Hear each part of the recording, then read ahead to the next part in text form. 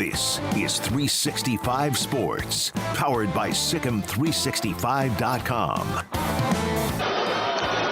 Rattler on 3rd and 8. Herman brings pressure, hit as he throws. Jump ball! What a catch! Xavier Legette! He is him!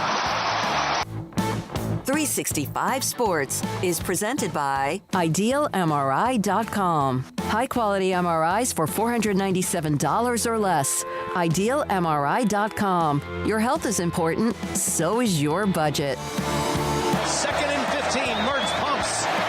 Over the middle. Pearsall. Touchdown Gators! 365 Sports is also brought to you by Texas Farm Bureau Insurance, protecting Texans since 1952.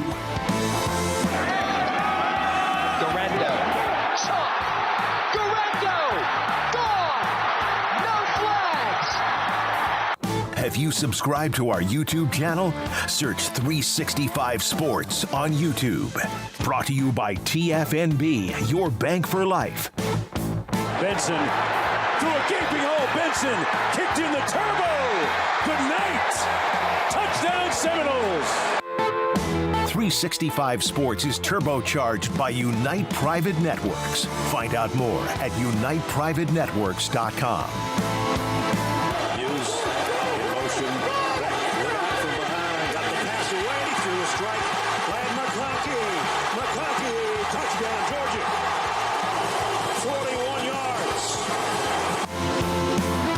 Now, here's David Smoak, Paul Catalina, and Craig Smoak.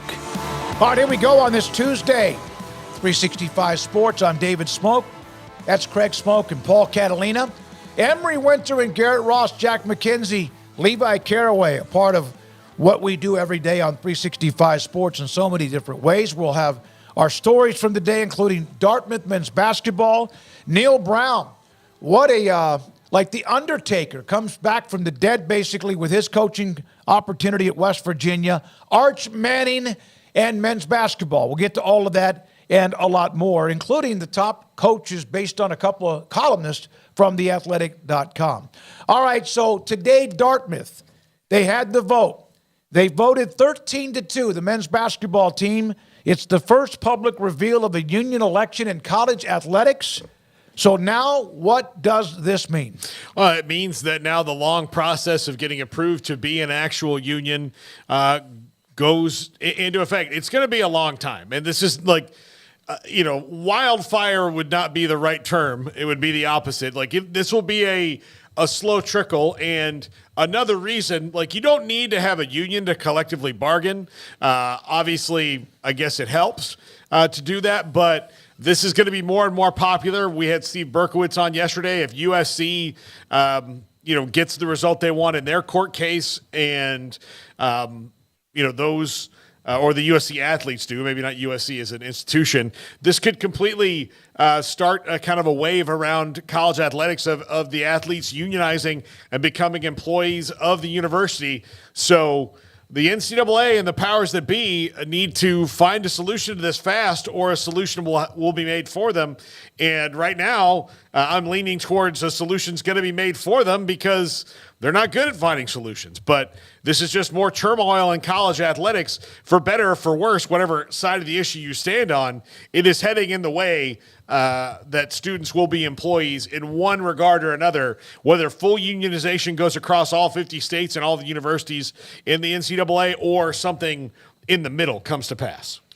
Yeah, I'm seeing this treated like it's a massive deal, and it is. It's historic in some ways, but I don't really know like how big this really is just yet. I can't really wrap my head around how this is going to have a major impact, and just, well, I guess I have to give it some time to see how this continues to float on through the proper channels. But, certainly Dartmouth athletes are celebrating today, I guess. Pro-union folks are celebrating. People who feel like this is the step to cracking the foundation of the NCAA and bringing the whole house of cards down or I guess celebrating this move. But for me, while I recognize its significance, I'm still just sort of puzzled as to what it really means in the long run, and how long the long run truly is. And I guess what it means is that, again, those house of cards come crumbling down, but I do think we're still a little bit of a ways away from that. A few months, but hey, a few months flies by in no time, so it is a blow dealt to, I guess, the NCAA and to the amateur model, and how disruptive it ultimately is. I guess we'll find out as this proceeds, and obviously Dartmouth is going to have their response, and there will be that appeal, and then they'll go from there. But yeah, it seems like a banner day for college athletes, particularly at that school, and we'll see what comes of it here in the following months. Setting a precedent that could significantly alter the business of college sports. By the way, Dartmouth filed an appeal immediately to the regional director's decision on Tuesday afternoon today. The school could potentially continue fighting the idea athletes are employees up through the Supreme Court, a process that could take years to complete. In a statement Tuesday, the university strongly disagreed with players being classified as employees. So maybe a big story, but yet again, what could end up being tied up in the courts and lengthy delays, et cetera, for quite some time. Yeah, this is just going to be it's going to be more of a movement than like a shakeup. I mean, it's going to be something that's going to have to build over time because, the six of us in the room right now can't just call up Brian, Ashley, and Colton and be like, we're a union now. Like there's a process. Now we can all, agree, amongst ourselves to, strike or something, but but we have no protection against anything. Like once we'd go on strike, like they're like, all right, well, we'll get 6 more guys. They would have to change the names of the show. There's no legal protection in it for us. So there's a process to it, and so while that's all well and good, it just takes a long time to do that. There's approval process and everything else that goes through it, plus the fight back and the pushback and the legal wrangling, and Dartmouth, good luck fighting it in court. I mean, and I say that kind of facetiously in that you see how these things are going. Yeah, I mean, it seems inevitable. This will probably be one of the first steps, or it is one of the first steps in crushing the amateur model. I think it's remains to be seen how quickly there's going to be the impact hoped for, and that's really all I'm getting at. Is I understand it's a big deal, but to what extent are we going to see this actually matter in the coming months, and what effect does it have on other parts of college sports? That's what I'm curious to find out, and I guess we'll all find out in due time. But yeah, a banner day for student athletes and for Dartmouth athletics, and we'll see how all this continues to progress. But looking forward to unpacking this and various other stories like this that are inevitably going to be coming down the pipeline. Northeast Ohio Boise State fan. Ivy League student athletes don't even get scholarships. How can they unionize? Well, they get the Pell Grants and what I guess comes to them. I don't know. Again, this is very complicated. Okay, here's what I'll say. If you are participating in an event where someone sells tickets and sells TV rights and you don't get any money, but you are expected to perform at said event, then you're employed in their eyes. Like, that's the other thing. The school is profiting off of these things. Now, Dartmouth far less than, say, Georgia is. But part of the reason that Dartmouth is the first one into the breach, so to speak, is because they kind of can be. It's a smaller thing. Like it's one of those things. It's more of a test case than anything else. But if you're a Dartmouth basketball player and there's 13 guys on that team, and all 13 of them are there and expected to perform in basketball games that they sell tickets for, they have a reasonable argument to say, well, we are employees that are not being paid, and especially if they're. And look, Dartmouth recruits basketball players, so if the grant or anything that they got, this whatever academic scholarship they got, is contingent on them being an athlete, then also that's part of the contract if you're going to make money off of them. Dartmouth, by the way, collected and paid out the exact same amount of money when it comes to revenue and expenses. $35,022,406. Yeah, I think people are getting confused. This is not about like the business has to make money for you to have a valid complaint. Like they could be losing money. You're still like, I don't think every employee is working at a business that's making money, is it? There's plenty of people working. Some people work at Spirit Airlines. Yeah, exactly. Some people work at places that don't make money. It doesn't make them not an employee because the place doesn't make money. So, I mean, just wanted to make that very clear. So, yeah, Dartmouth athletics in general is not breaking the bank or raking in cash. But even if they just end up with a $1 gain financially from all their athletic spending versus the revenue they brought in, that doesn't not make those athletes, employees. So, yeah, I mean, I've seen a lot of that cracking on like Dartmouth basketball. Who cares? And while I agree to some extent, I mean, that still doesn't take away from the fact that they are doing exactly what a player at Washington is doing or a player at Oklahoma is doing or wherever else you want to point. Those schools might make way more money, but it's the same premise, and it doesn't really matter what they're raking in as far as TV deals or broadcast rights or things like that. It's simply trying to get health insurance. It's trying to get injuries paid for, which if you want to talk about the comparisons of schools, if you're a player at Georgia and you tear your ACL, I think you're getting treated a lot better than a player at Dartmouth who tears his ACL. And so that's part of the kind of thing that they're fighting for is medical treatment that's guaranteed, things of that nature that they might not otherwise have. So it's important. I mean, we've been going over it incessantly that players for a long time haven't been treated the way they should have been treated. There's been a big pendulum swing back the other way. For some people, like probably too much of a swing back the other way. But, I mean, you got to take into account they're making up for decades of lost time and literally not having control over any single thing whatsoever. So now it's about trying to claw back and grab what they feel is rightfully theirs as far as athlete rights goes. And so if this is the big momentum swing that gets this ball rolling everywhere else, then it'll be notable for that. But, I mean, the guys involved in this probably aren't going to see any benefit from this. I mean, at least the guys graduating aren't, because it's going to be tied up in courts potentially. And if it drags out for a few months, well, it's March. So if you're a senior, you're not seeing a dadgum thing from this. I mean, that's pretty much guaranteed. But players down the line, that's who you're really fighting for. So, yeah, it's big news, and we'll see again what comes of it eventually when it filters out and has an effect on everything else college sports-wise. Last year at this time, Neil Brown at West Virginia was probably number one or close to it on the hot seat when it comes to football coaches within the Big 12. His team went out and went 9-4. He had an edge when we saw him at Big 12 Media Days. His team played with an edge. He was upset that his program was not getting any kind of, what would be the word? I don't know if it's attention or not, because they got attention. Respect. They went out and were 9-4. Can they follow that up? I don't know, but he receives a contract extension through the 2026 season. And so Neil Brown, 9-4. The contract actually is through 2027. He had been under contract through 2026, so he gets an extra year and also, I'm sure, more money because of what his team did. He earned $4 million in 2023, gets $4.1 million this year, and slight increases all the way up to $4.3 million in 2026, and I'm sure maybe some other incentives along the way. Yes, and good for Neil Brown. Happy for him. He was happy to double down on why he thought his team was going to be better when everybody picked him to finish last in the league, even or almost last behind teams that had never been in it before. He knew what he had.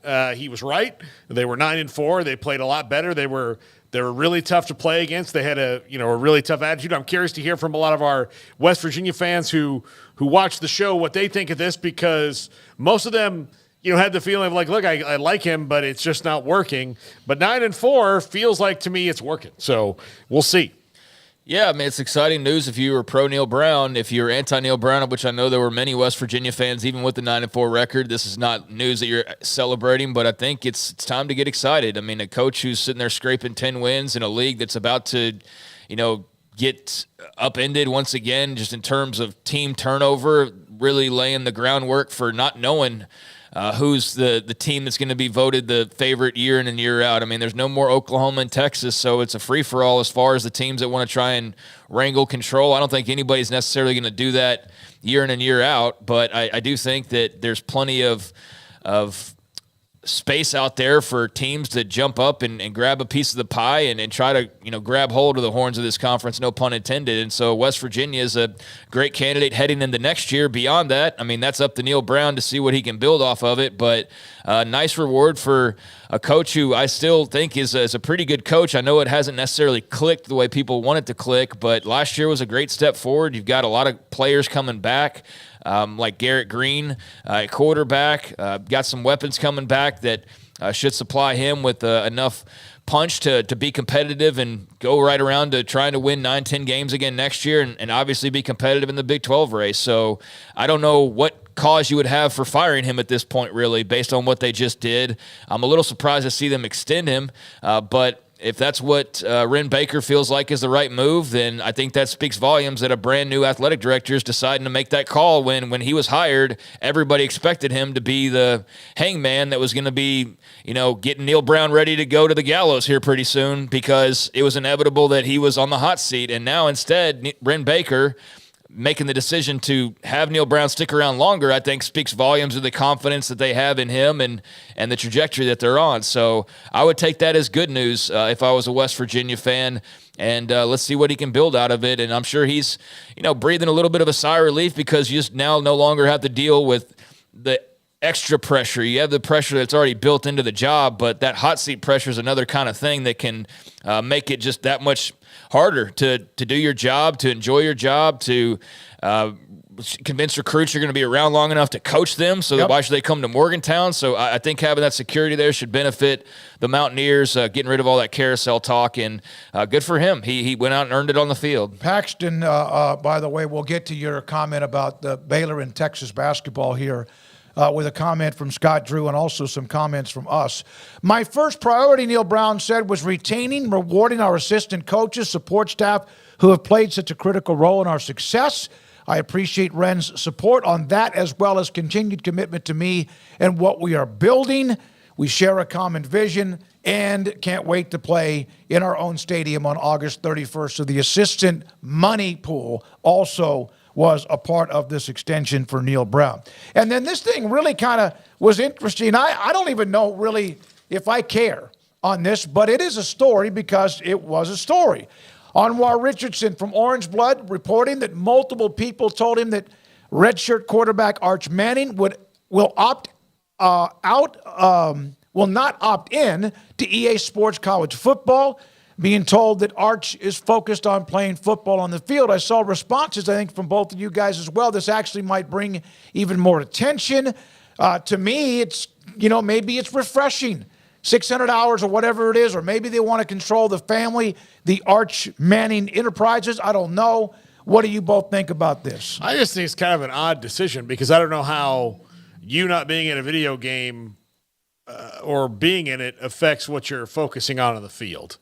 I'm going to preface this by saying I love the Mannings. I'm very entertained by them. I think they've got a really cool family. I think they do a lot of real cool things. But also, they are very much in control of everything that they do. Like, there's not a lot of – so to me, this is more about, one, yes, Arch needs to be the starting quarterback before EA Sports in their mind, and I think this is – certainly true of them ethically. They want him to be the starting quarterback before EA Sports starts trying to sell their football game with Arch Manning in it and use the Manning name. I think that's a bigger part of it than focusing on the field because they've also, look, when Eli got drafted, people may not remember this, but he did get drafted by the Chargers, and Phillip Rivers got drafted by the Giants, and then they swapped before each other so that the Mannings should have their way because Eli was never going to play for the Chargers. It was stated right off the bat. So they're in control of the Manning enterprise, and doing this might be just not being able to have, controls of all the cars they have in the race, so to speak, financially. That's what I think. Yeah, it makes no difference to me. I'm still buying the game. I think everybody that was going to buy the game still buying the game. I think Texas fans can get excited about their younger quarterbacks that they'll inevitably be playing with in dynasty mode in like a year from now. So it really changes nothing except for if you were just a big fan that wanted to play with Arch Manning. I'm too old to be a fanboy for a guy who's 17, 18 years old at this point. I mean, I can respect the game. I can root for people. I can do all that. But like a decision like this is not going to have much of an effect on me, nor should it on really anybody, because it's not that big of a deal. It's really not. It was only made to be a big deal just simply because it was announced the way that it was he's opted to or whatever the phrasing was there that Paul tripped up. Yeah, opt in or what. He's deciding not to opt in because he wants to focus on football. I think that phrasing is what made everybody go, what?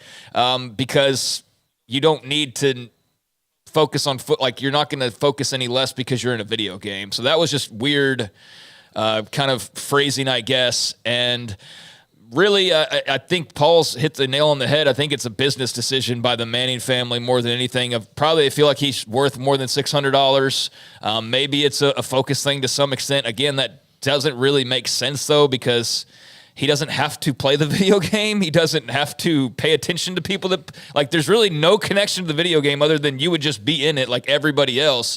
So, that's not really something that I think is going to affect the on the field. But who knows what the ultimate decision was? But I do think it probably has something to do with what Paul alluded to, is just the Manning brand and having control over that. But beyond that, have fun with the other quarterbacks and inevitably the fake players that you'll be recruiting here, once you go through a couple seasons cycle, and you can go from there. But I'm sure there are some people disappointed, not just Texas fans, but this is a guy with a lot of fans, and it's kind of weird for me. I don't quite I understand it, but it's not my element necessarily, because I'm not a Texas fan.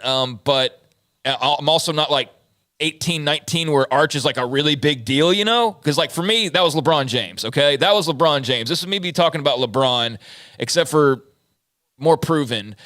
So for those younger folks where Arch is a big deal, and it's clear that he's a big deal based on social media, then I'm sure they're disappointed as well. So that's a bummer for EA, but I don't think it's going to affect video game sales, and I don't think it's going to affect Arch Manning's career one way or the other all that much. All I really have to say about Arch Manning, honestly, is I just look forward to him playing one day. I just want to see the guy play. Like, we've heard so much about his NIL deals and his recruiting ranking and his family and now the video game, and that's not him necessarily putting all that out there. It's just that we've heard all of these different things, and I just want to see the guy play and live up to all this billing and live up to the ranking and live up to the family name and all those types of things. And we got a little bit of a taste of that at times last year, very little taste.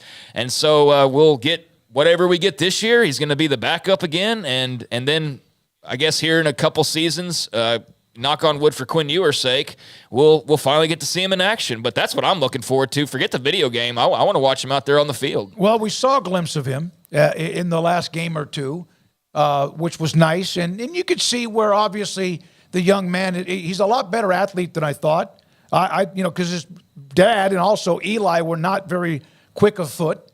But we'll see him. And if not, that means that Quinn Ewers is rolling along. And maybe they'll have some games where they open up like they did even last year, where he has a chance to play even more with now being number 2 on the depth chart. Basketball tonight in the Big 12. You have Texas Tech at Oklahoma State. That game's on ESPN+. Cincinnati is at OU in Norman, ESPN+.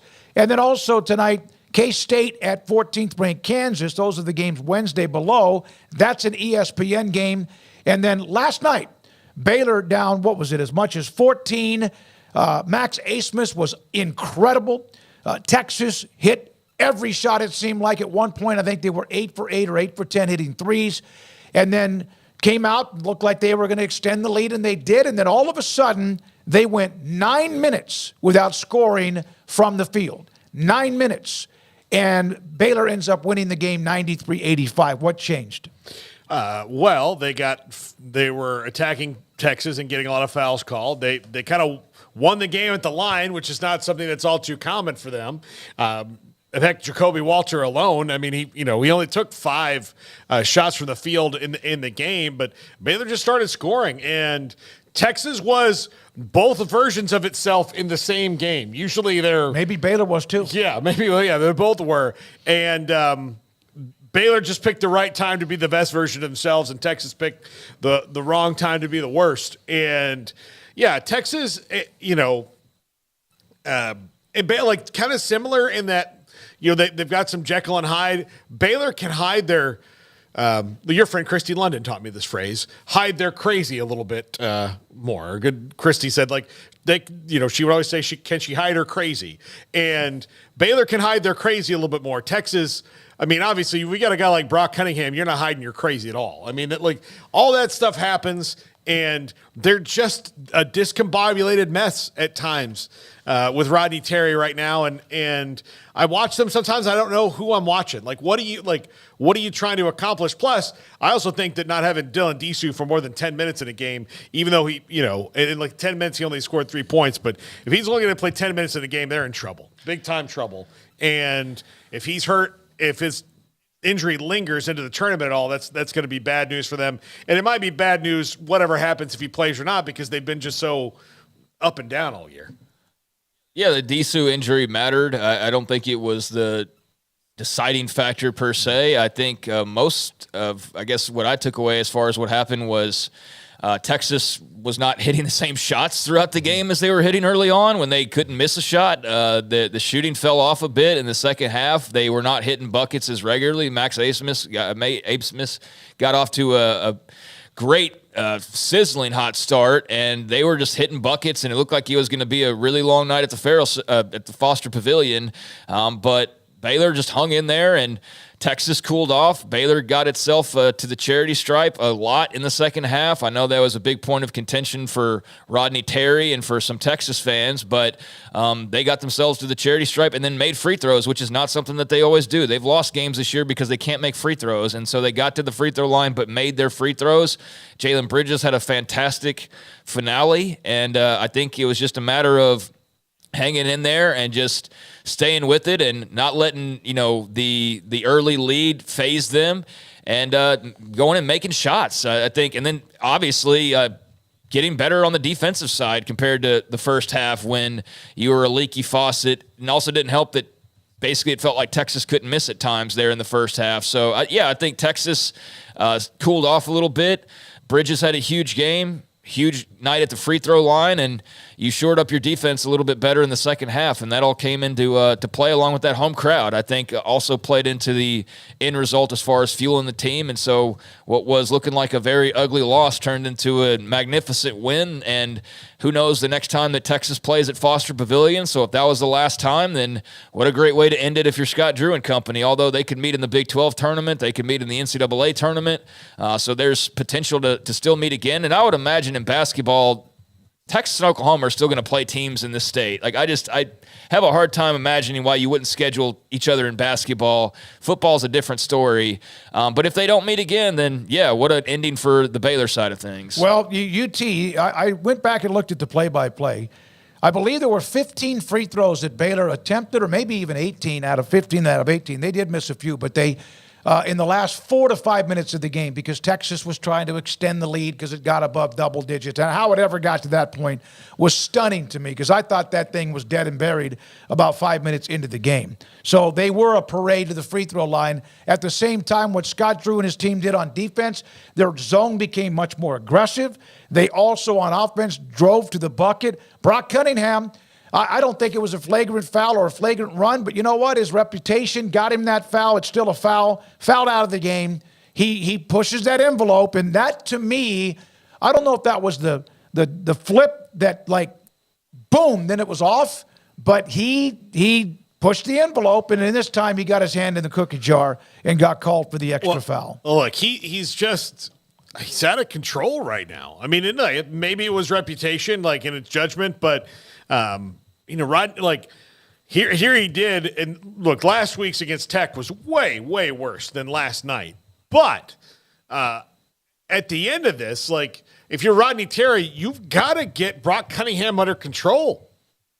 You're about to go into the tournament. Like he's got this reputation. You've got to rein it in, and he hasn't done that. And like so, yeah. I mean, they're playing into it now at this point. yeah. I mean, really, it's like, oh, he's the goon. He's the Brock Cunningham, the muscle, and I don't really buy into that. But I mean, certainly you make some of the decisions he's made. That's kind of the role you're trying to play to some extent. I don't think he's a goon or a thug. No, but he's right on the edge. And he knows what he's doing, and he's the guy that if he plays for you, you like him. If he doesn't, you can't stand him.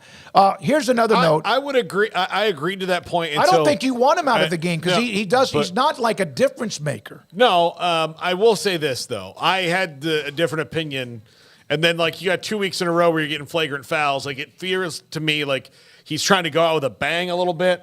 I just mean that he's not really that guy. Like he's not really that guy, but he's trying to be that guy a little bit. So like he's exhibiting a lot of punk behavior. Yeah. I'll tell you that. And so he's you're not Bill Lambier, dude. Like you're not Bill Lambier. Let's get that straight. But I just think that he's a habitual line stepper right now. Like maybe they should get in his ear a little bit and be like, hey, we appreciate the passion, but like just be wary of crossing the line because that could cost us a tournament game, and then your career is actually over this time. There's not COVID years coming to save, eligibility or anything like that. So, I think you've got to be mindful of not crossing a certain line. I think there's also part of you that probably encourages it to some extent because of the way it can get into another team's head or something along those lines. But, it wasn't as egregious as last week, that's for sure, He missed like 2 or 3 threes soon after, before this fifth foul. He threw up a couple of bricks, and he scored 3 points. I remember the great Floyd Wagstaff, longtime national championship junior college basketball coach, always had a football player on his team. Not just because he could play basketball, but because he was a football player. And in that time period, at the JUCO level, you had to have a couple of dudes that you could put down on the block because it was going to get physical. Doesn't mean he was good basketball or not, but everybody seemed to have him, whether it was Floyd Wagstaff or other coaches in that league. Now, here's Scott Drew. It was senior night. Jonathan Chachua was his last game. Apparently had an impassioned speech at halftime. Jalen Bridges was phenomenal. Best moment ever for him, and they needed it. Here's Scott Drew with a quick note about senior night. You always talk about culture of joy. Saw lots of tears of joy there at the end. Can you describe even all the emotions that went into tonight? I mean, as a coach, you just really want to win for the seniors, and this was a great group, and every group's special. But it's kind of like, I guess the best way I can say it is at Christmas time, you give a gift, and the worst thing is if they're disappointed, well, that's losing on senior night. So when you win, it just makes it so much nicer for them to have that memory of the last time they played in the Foster. They got to win. Jalen, was it emotional at all for you today? Yeah, it definitely was. I ain't even gonna lie. Just, the culmination of, I know he can attest to this, just every single day, all our lives, all the hard work building up to like this moment. And it's just, senior night just shows that it was worth it. Like, we didn't waste our time. It just makes it real. So it was definitely a little emotional. For either one of you, I mean, obviously 2 pretty big crowds the last 2 games, despite it being spring break, especially with the students. I mean, what can y'all kind of say to them for that? I mean, these last couple games, I think we got the best fans in the country. For a second there, it was so loud you can't hear anything. We talking to each other, right next to each other, we can't hear anything. So, I mean, it was great. All right, that's Ray J. Dennis at the end, and also Jalen Bridges, who was the one speaking initially, the senior who transferred in from West Virginia. Dennis, of course, had transferred too. Yeah, I think I was saying this to Grayson earlier. I mean, I get why Jalen Bridges is still the West Virginia guy, but he's like about to finish his second full year here. So like I just, for some reason, I hadn't really picked up on that throughout the year. And then last night they're like the West Virginia, because he obviously was a big part of the action. I was just like, he's kind of just a Baylor player now. You know what I mean? But I guess when you transfer, that kind of follows every guy wherever they go, that you always mention that. But yeah, it's not like we've had this stat about quarterbacks and players in college. Right. Like they're all like their third team. But I just on mean, average. But it's not like he just arrived. Yeah. He's been here for 2 years now, so it's not like he's still fresh over from Morgantown. But anyway, that's a small I don't even know if you call it a complaint or even an annoyance. It's just one thing. It's just kind of like, yeah, I don't even think we have to mention that at this point. I think it's pretty well established, and we've kind of moved on from that. But maybe I get that was inside the conference. But that's with everybody. You're kind of talking about that nowadays, anyways. Like somebody asked me about Brock Cunningham. I do not think the foul that got him the flagrant was a flagrant. I think what happened again is a guy that plays the game the way he does this time. He didn't get the benefit of the doubt. And coming off Texas Tech, I don't know if the officials paid much attention to that or not. The guy, you think so? Yeah. Okay. I mean, look, they taught, and especially, I would assume. We sure are talking about a guy that scored 3 points last night. I would assume, and look, because it's caused a problem for Texas, I do think, in that. I do think that last week, especially the way he went off the court in Lubbock, he enjoyed that a little too much. And the refs need to send a message to him that you got a one-shot deal on that of enjoying getting ejected from a game.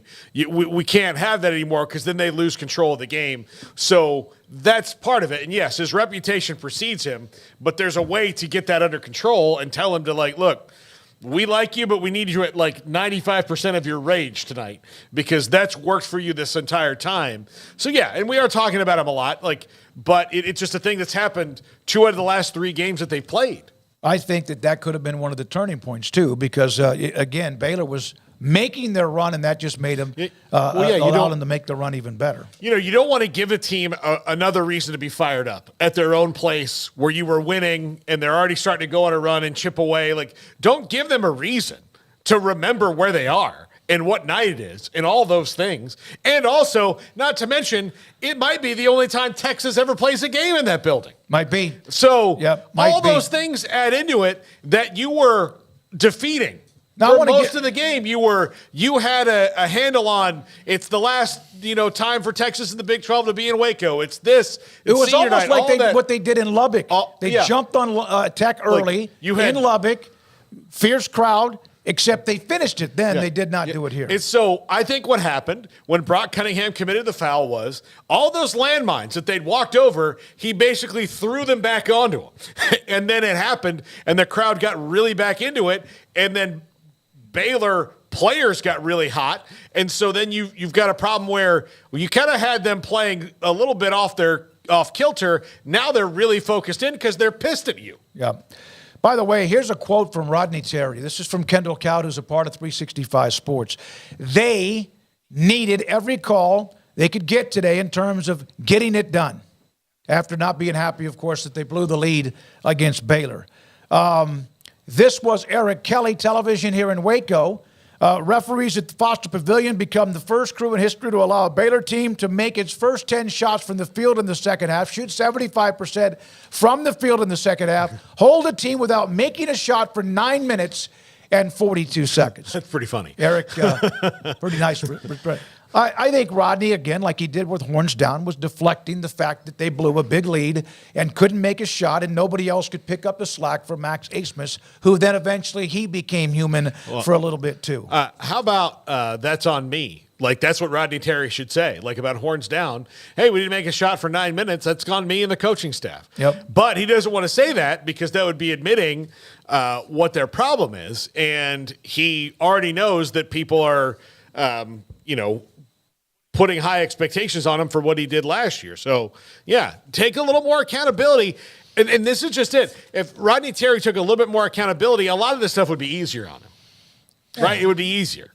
Yeah, he comes across as a whiner to me at this point. I mean, the UCF thing was really the standout kind of moment where you're like, what? And not sure if I really see eye to eye with this guy on his perspective. And now last night with that comment, it's just kind of feeds into that feeling more and more of he's a bit of a whiner, deflector when it comes to his team losing. I don't know if that's fair or not, but from somebody who's not watching all of his press conferences, nor will I ever, I can't imagine the little moments that we do get or that people do see that can't add up and kind of form an opinion. I'm sure Rodney Terry doesn't give a damn what I think or anybody else thinks about him, and that's fine.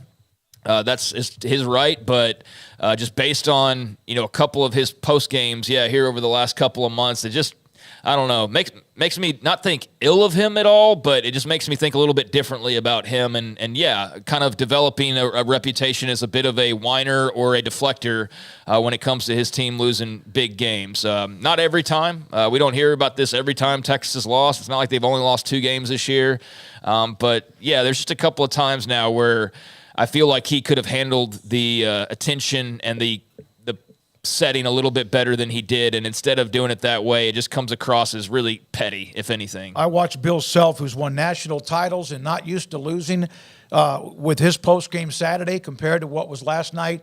It was a night and day. Self knowing that his team just did not have enough, and Terry, again, they are dangerous enough to make the run and win the Big 12 tournament like they did last year. When we come back, Eric Galco, OptimumScouting.com on the Combine. Iowa State Director of Athletics, J.B. Pollard, is part of the NCAA Men's Basketball Committee on many things. We have Off the Radar, Top 5, Pat Nunley on college basketball, and also Hall of Famer John McClain. This is 365 Sports. PettyClinicalOT.com. Dr. Kent Petty can help you become the high-performance man you want to be, need to be, and used to be. Symptoms that you hear about with low testosterone, the one that gets a lot of attention is ED, sex drive drops. You just don't feel as confident about yourself. And yet, it could be energy. It could be that your testosterone level feeds your energy. You might even have a pretty good diet. You might exercise. You might, be good. But the energy is missing, and that could be the testosterone level has dropped, and usually around 35 or so. I've heard that men have gone to 35, have had it, 55, they haven't. So it's not just as you get older, but it does start to get involved in why 1 out of every 3 or 4 men have symptomatic issues of low testosterone. Dr. Petty, PettyClinicalOT.com will set you up to get your blood work. He'll get the results, and if your testosterone level is too low, he has an option, a program for you to increase it so you can become the high-performance man you want to be, need to be, and used to be. Dr. Kent Petty at PettyClinicalOT.com. Cars priced right, day and night. Average your car in Texas. Trucks built for you, red, white, and blue. Average your car in Texas. Cars that zoom with lots of room. Average your car in Texas. Count on us, a dealer to trust. Average your car in Waco, Texas. Let the journey to financial brilliance begin with Genco's limited time offers. Max your earnings with a Kasasa cash account and get paid monthly with a 4.25 APY. That's $425 annually. Then invest in a 13-month share certificate and earn 4.9 APY. That's $529. Earn cash and outshine the rest. At Genco, we offer you the sun and the moon. Kasasa based on average daily balance of $10,000. Certificate based on $10,000 investment. See GencoFCU.org for details. NCUA. Waco Regional Tennis and Fitness on Lakeshore Drive is a premier elite life-changing experience where you can change your mind, body, and soul. Offering over 50 group exercise classes every week, including boot camp, bar, silver sneakers, and 10 cycling classes with morning and evening classes available. New state-of-the-art bikes that allow you to compete against yourself with a screen monitoring your speed, miles, resistance, and power. Personal training with Christy London, Randall Corley, Alex Botch, and Nathan Roach, where you will be encouraged and motivated to grow, losing inches in weight the right way. There's a kids club included with your membership, plus sauna and tanning bed. 16 tennis courts, plus a beautiful stadium court, and longtime youth tennis pro Britt Coleman and assistant junior pro Kenna. Adult tennis lessons and clinics with Blake, and the commitment to pickleball with 8 courts and instructor Jody Thurman. Visit the website at wacotennis.com next to Hawaiian Falls on Lakeshore Drive in Waco. Automatic Chef Canteen is a full-service micro-market vending and office coffee provider with state-of-the-art vending equipment, a wide variety of products, and offering custom-fitted micro-market vending office coffee solutions for your employee break room. You want a full break room solution and a workplace oasis? Well, Automatic Chef Canteen, locally owned and operated for over 50 years in Central Texas, also includes in-house mechanics on call 24/7 for fast, reliable service and maintenance. Automatic Chef Canteen, 6900 Imperial Drive in Waco, or online at automaticchefcanteen.com.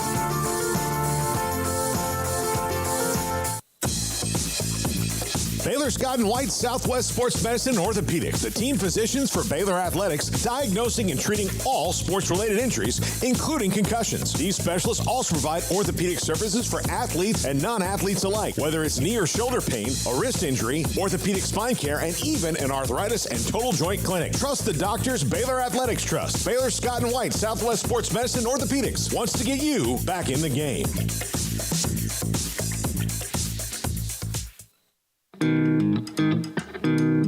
This is 365 Sports. The 3 o'clock hour is sponsored by Waco Custom Marketplace. Meats, sweets, Texas treats, and a cut above the rest. 425 Lake Air Drive, Waco. 365 Sports, the NFL Combine wrapped up, over 300 or so players. Eric Galko, OptimumScouting.com, right in the middle of it. This is his Easter, Christmas, all of the above. And he joins us on 365 Sports. Eric, thank you very much. Was there any particular theme or tone after it was over that kind of is something you thought you saw, not just certain 40s like Xavier Worthy, et cetera? Anything in particular that stood out? You know, I'm there obviously representing as the executive director of the East West Shrine Bowl and talking to teams about both Shrine Bowl guys as well as just overall is the offensive lineman. This is a receiver. It's another great year at receiver. It's been that way, it feels like, for 3 or 4 years in a row now. But offensive line is a spot that I think teams are pleasantly surprised and excited to figure out who goes where. It's very fun to rank offensive linemen when teams need one, when there's a lot of good ones, a lot of really athletic ones, versus the years that there's not that many guys.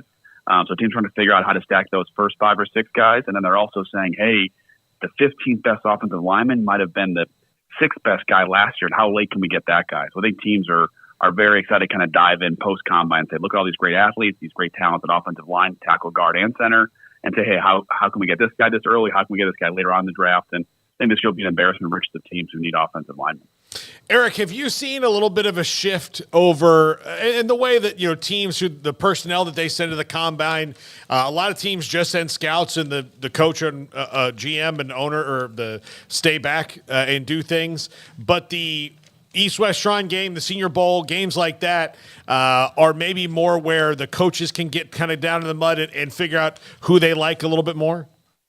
Yeah, I think coming to All-Star games has always been a little more welcoming, I think, for coaches and GMs, and it's a little more football-based versus, hey, if I like this offensive lineman, seeing him even in a pass rep drill or a one-on-one versus seeing him run a 40, run a 10-yard split, or doing some of the offensive line drills. It's a little more conducive to being successful to evaluate guys at an all-star game, plus the access is there. And I think the NFL Combine, with people going a bit too one direction, people saying, oh, it's not worth it. Still valuable. I was there.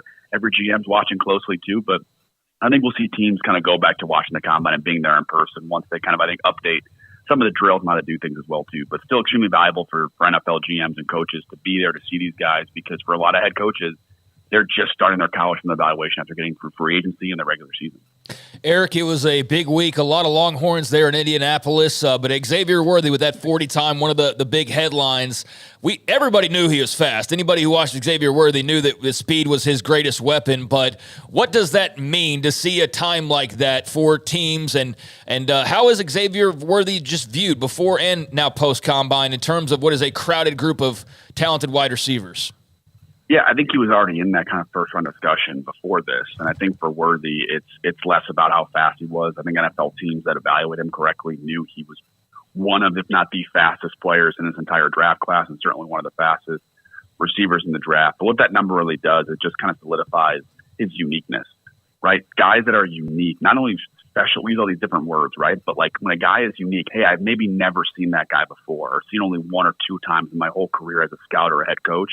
Those guys get drafted early, for better or worse sometimes. Sometimes a unique guy doesn't work out in the NFL. But when a guy is that unique, that rare, it's hard to replicate. And I think a guy like Xavier Worthy, man, he's a dream fit for the Kansas City Chiefs to be the next Tyreek Hill. But I think a lot of NFL teams say, you know what? Even if he's just our wide receiver 2, that speed, just have him run go balls and play half field, you'll win a lot of games in the NFL. So I think his uniqueness now solidifies him not only as a first-round pick, but I think a guy a lot of teams would say, man, I'd love to have that guy on our offense and just see what happens. So I saw your note about Garrett Greenfield of South Dakota State. Is that right? Yep. What about him? I saw you mentioned him a couple of different times. There's always the guys that are FCS or others that jump out the page, and obviously South Dakota State's won a couple of national titles, so he's pretty good.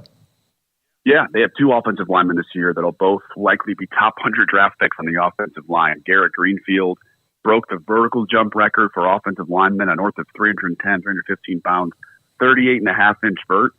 Out-jumped probably half the receivers there, most of the O-line, D-line, linebackers as well, too. And he's got NFL teams are really excited about. Had a great week at the Shrine Bowl as well. And then his teammate, Mason McCormick, per the relative athletic score, he is the 10th most athletic guard of all time in the NFL Combine. So both of those two guys were at South Dakota State last year, won multiple national championships, had great weeks at the Shrine Bowl down in Frisco, and I think showing NFL teams how athletic they are and not just these small school shucks guys. They're really athletically talented to be NFL players tomorrow.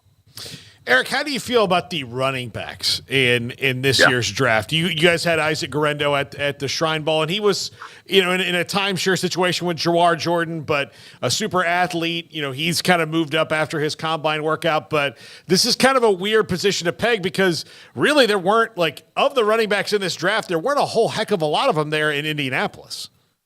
Yeah, I think number one, a guy we had at the Shrine Bowl who wasn't healthy was Jonathan Brooks. And I still think he'll be the first one taken when it's all said and done. He's coming back from injury and may not be healthy till during training camp. But if he didn't get hurt, he might have been in the mix to be a top 10, top 15 pick. He's that talented, different type of player than Bijan Robinson, but a really immensely talented guy. And I think close to the draft, you'll start hearing reports how he's on track. He'll be good to go for training camp. And when that happens, I think somewhere in the early second round, he's not going to be too far. One of the first round running back this year, but Trey Benson's the other guy. I think a lot of NFL teams are pretty bullish on, and see a guy that could be Zach Charbonnet went mid to late second round. I think it was last year or 2 years ago. And I think NFL teams see Trey Benson, maybe a little more athletic version of him, of a guy that, hey, he'll be able to carry the ball 20, 25 times by some point during his rookie year and be a franchise guy for a while too. So I think those are the two guys in contention for the first running back taken. And it's not the deep as a positions this year, which will be interesting to see how teams say, hey, you know what, maybe only two or three guys that could be starters, but there's a lot of guys like Guerrero or, some of the Dylan Lobby in New Hampshire might be more of a specialist guy. So I think this draft is much more loaded with running backs who can do one or two things really well, but only guys like Benson and Brooks who can do everything pretty well. Eric, a couple of questions about the quarterbacks. How many quarterbacks, in your opinion, are true first-round talents? Yeah, I think it's 4. I think it depends on what your scheme is, but Caleb and Drake will go 1-2, I'd imagine. I'd be pretty shocked if they don't go 1-2. And then Jaden Daniels and J.J. McCarthy. Me personally, I'd probably, scheme agnostic. I'd probably rather Jaden Daniels for a lot of reasons. But J.J. McCarthy is I've told teams, I think he's a more athletic version of a young Pete Kirk Cousins, right? Where can win you a lot of games and has made a lot of money in his NFL career. And I think we're people too quick to say J.J. McCarthy's not good enough to be in that tier. But those 4 seem like the guys. And the question that I've talked to a lot of teams about is, okay, if you don't think a guy's one of those 4, is it worth taking a quarterback in the second or third round? Or is it worth just saying, hey, those guys are not top 100 picks? So there's a real possibility we see 4 quarterbacks in the top 5 or 6 picks, and then no more until maybe late in round 3. Eric, I was curious your thoughts on the Big 12's move to have a combined combine over a couple of day period. Interesting, certainly is one word for it, but from your point of view as a pro scout and knowing, for example, Baylor this year has one guy really that is a draftable type of a player, so not necessarily are a lot of scouts going to make their way to Waco. So I guess from that standpoint, you get everybody in one area. What are the positives and negatives, or just your overall opinion on that move by the Big 12? Yeah, I love it. I think there's some kind of conflicts of it in the industry, and there's certainly some of the cons are, hey, I can't go on campus and meet with certain coaches. Certainly the college programs, that's one area they'll miss, is not having some GMs and head coaches on their campus to see their facilities. So those are some of the obvious, I think, cons. The pros are that, hey, there's going to be some first-round picks there, no matter if your team that year, Baylor or whoever else, has an up year or a down year. And I think every player that's at the Big 12 Pro Day will get the benefit of having likely 32 GMs, right? 32 head coaches, or a lot of those coaches that go to all-star games and combine and pros will be there at that event because you can see so many guys across a 2 or 3 day period. Every year, one of the worst parts for teams, especially scouts and directors of college scouting, is I've got to miss certain pro days because they're going to overlap with others. And if you're a director of college scouting and you can say, hey, I can go see all the Big 12 teams, or I can miss another pro day, I'm always going to go there. So I think people will realize, like, hey, in the end, we got probably more directors of college scouting and DPPs and general managers to come to the Big 12 Pro Day than any one Big 12 school may have ever had because of scheduling. So I think it's great. I think it's the future. I think more conferences will look to replicate this in the future as well, too. And the Big 12 is ahead of the curve. And, hey, when you have the Star in Frisco where the Shrine Bowl was played to be as your event, like it's hard to beat that as a location to have NFL teams go to. I would think it would save some mileage on those who fly around the country with all of them in one big melting pot. What quarterback, in your opinion, has it drives maybe a scout crazy, that at times dripping with talent and yet at times doesn't seem to get it? There's some guys on day 2 or day 3 of the draft that I think are really intriguing for teams, but I'll take one of the guys at the top that I think scouts, and especially as these scouts go back to their meetings with head coaches and GMs, and that's J.J. McCarthy. And the question one team brought to me is saying, hey, I think J.J. McCarthy is really good. Would I trade up in the draft for him? And I think sometimes we lose fact of, like, hey, taking a guy in the top 5 and trading up into the top 5 are kind of different things, right? If you're saying I like J.J. McCarthy, do I like him 2 firsts and 2 seconds worth?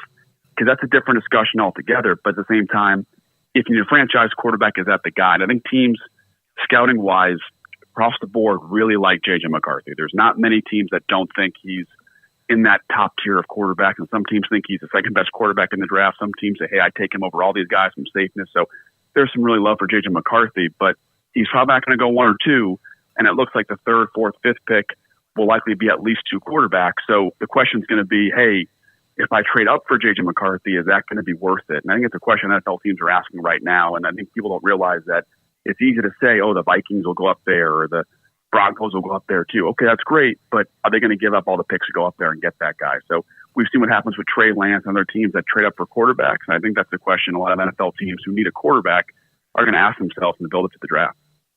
Eric, the Cowboys pick at 24. They have needs at running back, wide receiver. Offensive line is obviously pretty big now with Tyron Smith likely walking when free agency starts. At 24, what do you think the best move for them is? Yeah, I think they're going to get a really good offensive lineman. And I think that's one of the best things they can probably look for, just because they might get the 5th or 6th best offensive tackle at that point, but that player a year ago may have been the best or the 2nd best offensive lineman, right? A guy like Tyler Guyton of Oklahoma or Amarius Mims of Georgia. Again, I think a year ago, those guys might have been top 10, top 12 picks for sure, and they're going to be there at 24 because there's so much talent here. So I think if you're a Cowboys fan saying, hey, who can we get in the first round? Like, you're going to get an offensive tackle that most years might be a top 10 pick. Even if he is 5th or 6th on your board, a guy like Guyton or Mims or a lot of these guys that could end up being there, I think you just sit back, take the best one that falls to you that you believe fits your scheme, and be really, really happy to keep that offensive line of strength for Dallas. Eric, there's a question in the chat room. Somebody wanted me to bring up Quantez Stiggers. Yeah. You know that story because he was at the bowl game. Yep. What about his father passed away? He went kind of in a funk, as you could imagine. He was in a 1-car accident. Can you tell us the story about Quantez Stiggers? Yeah, to make it quick, he was going to college in 2020. Of course, COVID happened, so that college season kind of gets canceled. And as you kind of hinted to, and people can learn more online, wasn't able to play college football in 2021. And his mom signed him up for the fan-controlled football league, an indoor football league in 2022. Goes out there, plays professional football. That kind of extinguishes his ability to play college football. Plays professional football in the Arena League, has a tryout situation, ends up having like 5 interceptions in 7 games. The CFL team, the Toronto Argonauts, say, hey, we'll give this kid a chance in rookie minicamp. Comes in there, goes from the last guy in the roster to CFL Rookie of the Year. And then every NFL team was saying, hey, we have to sign this guy in this kind of CFL window that happens. And the NFL league office stepped in and said, hey, you guys can't sign him. He's never been through an NFL draft. That's why a guy that's playing in the Toronto Argonauts in the CFL just a year ago is draft eligible, because he's never gone through a draft at any point in his NFL or college career. So he came to the Shrine Bowl and showed NFL teams that, hey, being a pro for a year really shaped who he is as a person. He's incredibly mature. He was probably our most impressive cornerback all week down there, and he's going to go from being a Arena League player 2 years ago to being a 4th, 5th round draft pick in the NFL draft this year. Pretty incredible story. What a great story. Thank you. I'm glad Sir Blah, Blah, Blah asked me to ask you about that story. Eric, as always, thank you very much. So you were at the Combine. You gathered all that information. What's next for you? Obviously, Craig brought up the pro days, and some of them are different this year. What is next? What's your schedule like? Yeah, a lot of pro days coming up. But we'll be working with NFL teams to make sure they know about not only our Shrine Bowl guys, but whoever can help NFL teams this process. I'll be at the Big 12 Pro Day at the Star for 3 or 4 days down there to cheer on our guys and help that process a little bit as well too. And then we're on to draft day in April. So it's easy after the Combine, but things are not done yet until April 25th. Well, we'll see you at the Big 12 Combine. All right. We should be there for sure on Thursday broadcasting, although Friday's Paul, an off day or whatever. So hope to see you then. Thank you very much, Eric. It's always great to have you on the show when it comes to the NFL draft. Appreciate your time. Eric Galko, Optimum Scouting Analyst, and also a part of the East-West Shrine Game as well. When we come back later in the 4 o'clock hour, about 4:25 or so, Jamie Pollard of Iowa State. Craig's off the radar. Pat Nunley about an hour from now on the Baylor UT game and what flipped the switch, and also moving forward, both those teams and all the rest in the Big 12. He's seen them all. And of the 8 or 9 that will make the NCAA tournament, this is 365 Sports. Ideal MRI. Dr. Rob Maxey and his staff, his partners, had a dream to build a company that is focused on one thing, imaging, MRI. Not X-ray, but imaging, MRI. They have a state-of-the-art MRI machine that is as good as you can find. And they also have a staff that works with you where it's not so bottled up you can't get an appointment for a few weeks, or you can't get your X-ray or your, images for a few weeks. They are great at what they do. The Texan specialists make it easy for you. I've told the story that I can be claustrophobic, and getting inside of an MRI machine one time, I can remember in Waco at a non-hospital facility was hard for me, and it didn't work very well.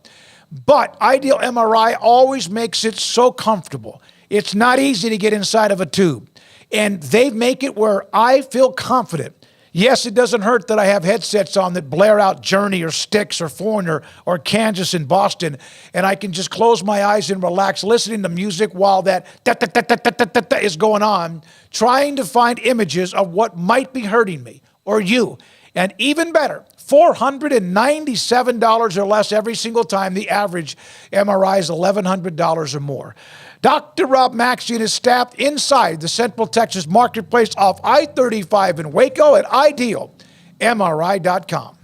Pizza, burgers, and Bears football. There's no place around Waco that serves them all other than Bubba's 33. Come show your green and gold and enjoy some of Waco's best food and beverages while watching your favorite team, the Bears. When real Bears fans get hungry, Bubba's 33 is the #1 spot for ice-cold drinks, hand-stretched, stone-baked pizzas, and bacon-infused burgers. Join us for indoor or patio dining. Bubba's 33, Waco's restaurant and proud supporter of Baylor Bears football. Sick 'em, Bears.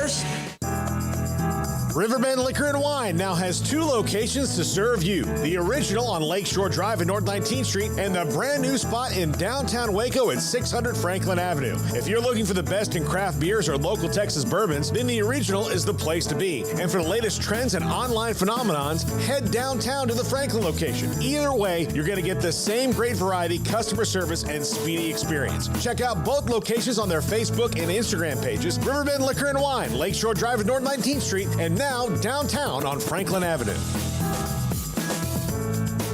Samantha Duvall, TexasBeefHouse.com with me, David Smoak. And tell you what, you guys keep rolling along. You do have yet another date, correct, for an online and live auction? Yes, our next online and live auction will be Thursday, April 25th. We've discussed how this has been unique and how people have reacted to it. Has that momentum continued as you've done more? Yes, it's kind of half and half. We'll have a good amount of people there that are from the area, and then we have probably 40% that we ship out. And everybody that I've delivered locally to has talked about how much fun they had, and they want to know when the next one's going to be. We've gotten great feedback from the people that we've shipped to. They're all just so excited about this event, and they can't wait for the next one to happen. Premium grade East Texas beef. Customers don't have to go out and buy their beef. TexasBeefHouse.com from their family and their ranch. advantage to your plate. TexasBeefHouse.com. Texas Farm Bureau Insurance has been proudly serving Texans across the state for over 60 years. Call 254-772-8090 to find an agent who will provide a free review of your auto, home, and life coverage. This is 365 Sports. Text us at 254-339-1122. The text line is sponsored by Riverbend Liquor and Wine, with the most extensive variety of craft beer in Waco. A hidden gem on Lakeshore Drive and 19th Street. 365 Sports. Sikkim 365 app. We don't use that enough. We have discussed Dartmouth men's basketball team voting to unionize, although that's the beginning of quite a bit of other government red tape, legal maneuvering, whatever it might be. Neil Brown gets an extension at West Virginia through 2027. We've talked basketball quite a bit today.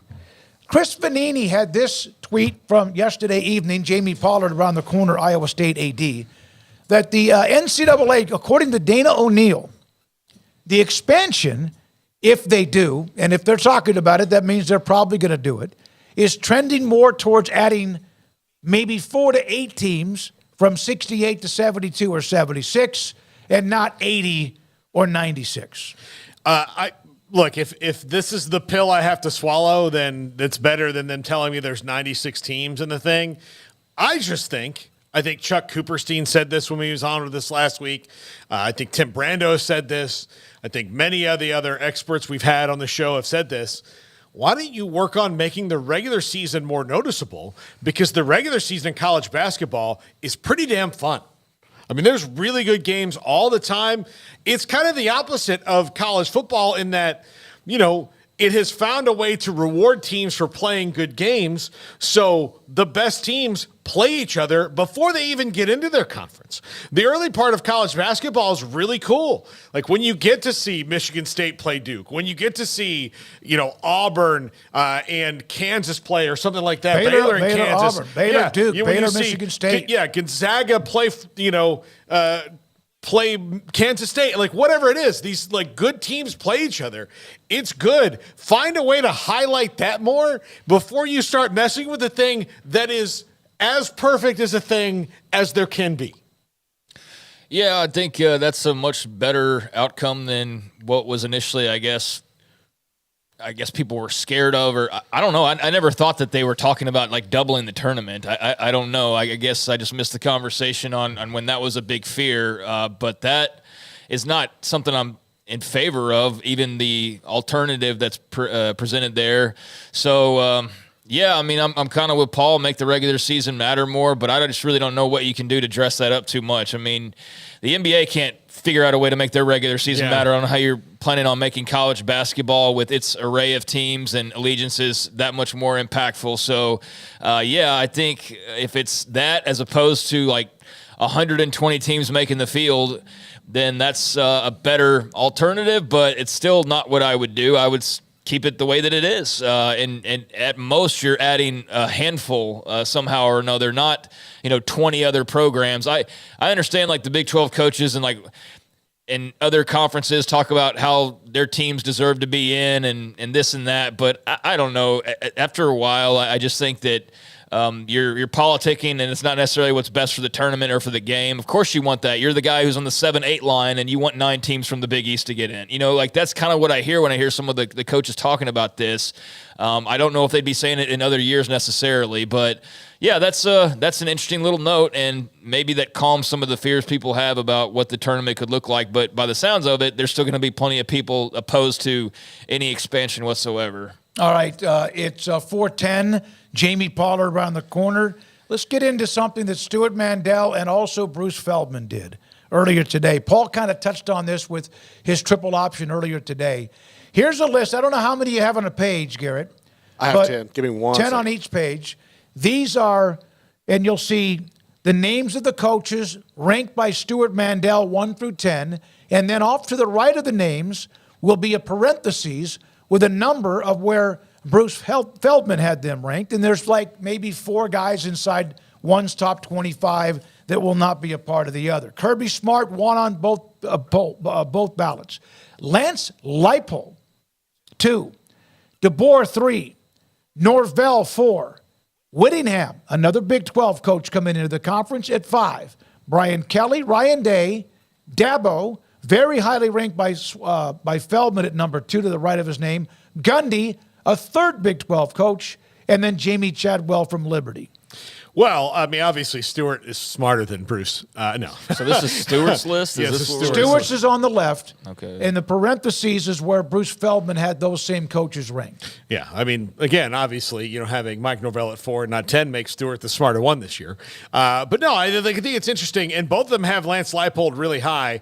And a lot of it, I know people will look and be like, well, we talked about it earlier. Lance Leipold hasn't won 10 games yet, but a lot of this is aggregate. Like it's what they've done in their career and how effective they've been down the line, which is why you have Kalen DeBoer pretty high. If you on the other list, which I know that we'll get to. But yeah, I think, I guess he's on both lists, but 3 and 4, well, look, he's been to one national championship game, and he's only been at Washington a little while before he went to Alabama, but there's a reason that he's so highly thought of and got that Alabama job because he's won everywhere he's been. Lance Leipold, same thing, just a little bit older than Kalen DeBoer, and obviously, like, number 1 is going to be Kirby Smart. He's the guy who's got the corner on the game now, and there's there's good debate among it. I do think that it's pretty funny that Brian Kelly was 6 on both lists, and Garrett would not give him that.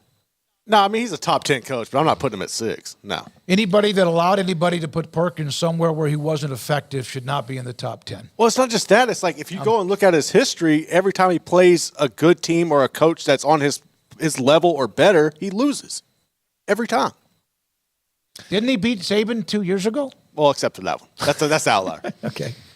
Craig? Yeah, I mean, I don't have I'm just kind of like taking it all in. There's things on, like Jamie Chadwell is the 10th best coach in the country. But not ranked by Feldman. I don't buy that whatsoever. I know Paul has a man crush on Jamie Chadwell. I do. But 10th best coach in the country. Liberty had a good year, but let's dive further into how good that year really was. And how great Caden Salter was against that schedule. But that one jumps out to me.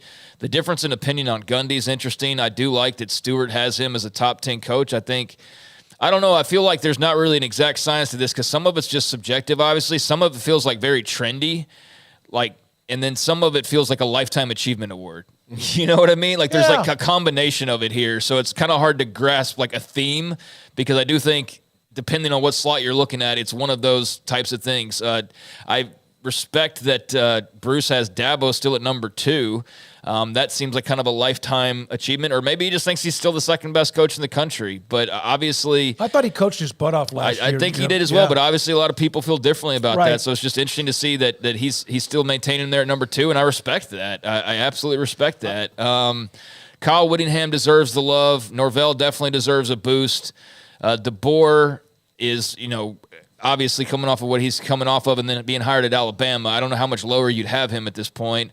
But the Leipold thing, I mean, basically the agreement there that he's at worst a top 3 coach that's great respect for him, but that's great for Kansas to get that kind of pub and to have a coach after the messy line of coaches that they had preceding Lance Leipold, to have a guy that's that well respected, not only locally but nationally, I think is just great for them. And now the battle's going to be holding on to him for as long as you possibly can because it's clear that there's some momentum there. So, yeah, we'd have to go like case by case to really get into a debate on any of these, but those are just some of the things that sort of stick out to me. Here's where I think let's get to the rest of the list. Yeah, I do want to talk about Dabo real quick. I think this is where he's diverting. He's kind of in the Jerry Jones territory where he's still one hell of a coach, but he's not really that great of a CEO anymore. Where the decisions where he's kind of standing on these hills that the CEO would make these decisions. That's where, when it comes to the transfer. From one of the most, what's the word? That they were always just not good enough. Yes. To elite. So he's still. To a standard that beat Alabama. Yes, and absolutely. won 2 national titles. Yes. That's not that long ago. No. But my point is that he can still, when it comes to X and O'ing and game planning and coaching up the guys that he's got and recruiting, he's still recruiting well. The problem is that recruiting has changed and that he won't opened the door to we everything don't know. else. He might change. He hasn't in this cycle yet. Okay, and so here's the thing: is I know Paul's very passionate about Dabo, so I think he won 9 games last year. Yeah. So if that's fallen off, then sign me up for that. Yeah. So where would you have him? Is what I'm going to ask. No, you. I'm not saying he doesn't belong in the top 10. I'm saying he does. I'm saying that's why he's different now in that he is an executive of the program, not the coach, the executive, the guy who runs the program. Got it. That part of it he has taken a hit on, as where he was dominating that before. All right, and maybe this year he goes back to winning 10 or 12 games. Who knows? Of course, what is that relevant? Because how many games now people are playing? Here's 11 through 20. Lane Kiffin, Fickle, Sarkisian, Lincoln Riley, and again, the numbers to the right of the coaches are the numbers of where Bruce Feldman has them ranked. And so, like Kiffin's 11 with Mandel, 21 with Feldman. Franklin, 7th by Bruce Feldman. Kleiman, Clausen, Jeff Brom, Willie Fritz, who's not even coached a game at Houston, but what he's done through his career and also at Tulane, and then Jonathan Smith, who's the head coach at now Michigan State, coming off his run at Oregon State. Yeah, I think that some of these guys on this list, to kind of get more consistency in these rankings, like I kind of agree with James Franklin more with Stewart than I do with Bruce on this, because he just doesn't win the conference. Like he's like Brian Kelly, like really good coaches, but have yet to kind of break through that level against the guys who are also on this level. So James Franklin, to me, to take that jump, has got to start winning those games. Lincoln Riley has to start translating all this quarterback success to postseason success. Sark, I think needs to maybe be a little bit higher in my opinion, but again, the sample size for him is pretty small. So I understand why he's kind of in that nebulous territory. And I like Kleiman. I might be a little bit biased. I would put him higher because he has won conference titles. But I think I like Stewart's rankings a little bit more than I like Bruce's. Yeah, that's a big difference there with Lane and their opinions on him. I mean, 10 spots there, but not even a top 20 coach for Bruce is interesting. I think he's a top 20 guy. Sark obviously has got a lot of momentum right now. We hopping him over Riley already, I guess, because the situation out in L.A. post Caleb Williams is such a mystery. I guess so, and certainly based on most recent results, you have to do that. But just interesting to see how Riley's fallen from grace. I mean, this is an automatic top 5 coach like 2 years ago, right? I mean, top 10 at worst, Lincoln Riley. Produced Heisman. And now he's got him in the 15th or whatever. Or I guess top 10 for Bruce there. I think that's going to be an interesting situation to continue following, is just kind of where Riley is in the grand scheme of things. I'm with Paul on James Franklin, like win something to be considered top 10. So I do agree more with Stewart there on the fact that Franklin's a top 20 type of head coach and really good at what he does, but top 10, nearly top 5 for what exactly? It's being super consistent in a big league. That's cool, but I mean, I need more than that as a Penn State fan at this point to want to put him any higher. And good to see some guys who probably don't get a lot of love normally, getting some love there down towards the bottom of the poll. I mean, Jonathan Smith's been all the rage this offseason, but Clausen and Brom rightfully getting some love there, and then Willie Fritz. That's great for Houston to get excited about their brand new coach, who's obviously got a lot of respect. I don't blame Bruce for not having him in the top 20, but I do respect Stewart for having him in there based on what he did at Tulane. So, yeah, I think that's a hire that a lot of people in Houston are rightfully excited about. And that borderline top 10, Lane and Sark and Riley and Fickle, that's a interesting little group there. If you wonder who's going to crack through and maybe break into the top 10 here, you'd say right now Sark's the one with the momentum, but Kiffin's geared up this offseason, Fickle in year 2. Like who knows what they look like in the bigger Big Ten, and then Riley, as we pointed out, has a lot to prove. So yeah, it's an interesting list. All right, so there's 5 more to get to, and here they are: Matt Campbell, Mark Stoops, should be Jed Fish, not Jeff, Jed Fish, Josh Heupel, and then also Dan Lanning, Oregon. Is he too low? Been there, 2 years? Yeah. I think he's a little too low for both of them. Yeah, he's. I think Dan Lanning's the most exciting and interesting coach in college football right now. And to stay at Oregon after Oregon's gotten poached several times in a row now, and for him to stay there and double down when before he even came out with it, like usually the narrative is the SEC guy goes back to the SEC, but I know that things are changing. But I think that what Oregon has with Dan Lanning is very interesting right now, and he should be a little higher on the list. Again, this is probably a small sample size thing because he's only been a head coach for 2 years, but I think what he's doing and what he's been able to do up there, as aggressive as they are with the kind of cool vibe that Oregon just has naturally as a program. He turned down an opportunity, probably would think, Alabama, Texas A&M, and name 5 other places. He said no to them, right? Yeah, I mean, before. And so, and I respect his reasoning. Look, I'm tired of moving, and this is kind of a cool place to be. So go live it up. I like that Mark Stoops is on both lists in that I do think that, he kind of gets lost in the shuffle. I know that Kentucky's not winning the SEC, but they were absolutely the homecoming game if you couldn't get Vanderbilt and the SEC for a long time. So for him to have them relevant and, winning games against rivals that they haven't beaten in a long time and winning them consistently, that's impressive at a school like Kentucky that he and Lance Leipold, both on this list, are schools that, there are times where you're giving dude, can we just play more basketball during that time or football season as opposed to having to go through all this? And now both those programs are relevant. I guess we're going to talk to Iowa State's AD here in a second, Yep. so we talk about number 21 there. But, certainly a deserving spot there for Matt Campbell. I see Bruce didn't have him ranked at all. I don't know. I think Matt Campbell is definitely a top 25 head coach in college football, given what he's working with versus what others are working with. Mark Stoops, great coach.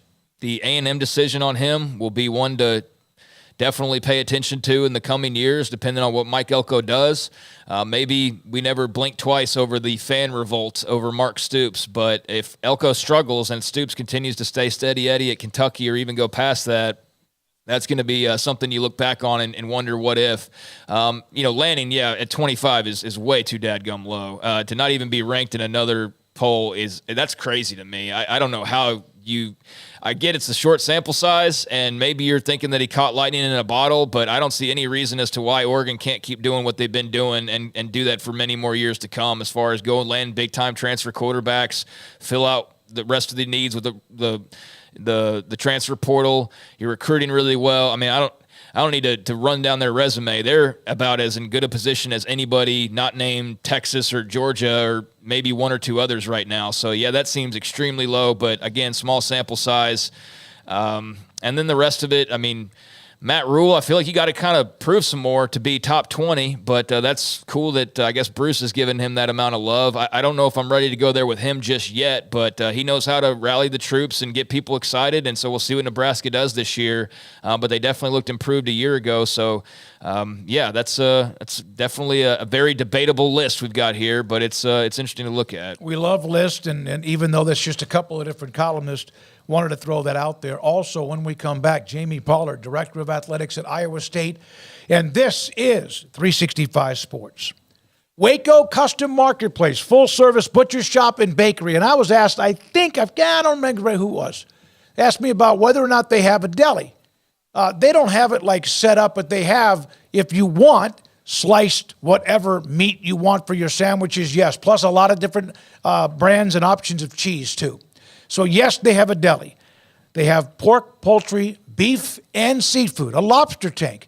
If you want steak, yes, they have every variety of what you want, including 2 or 3 different types of brands, of what kind, how good it is, what levels of steak it might be or beef.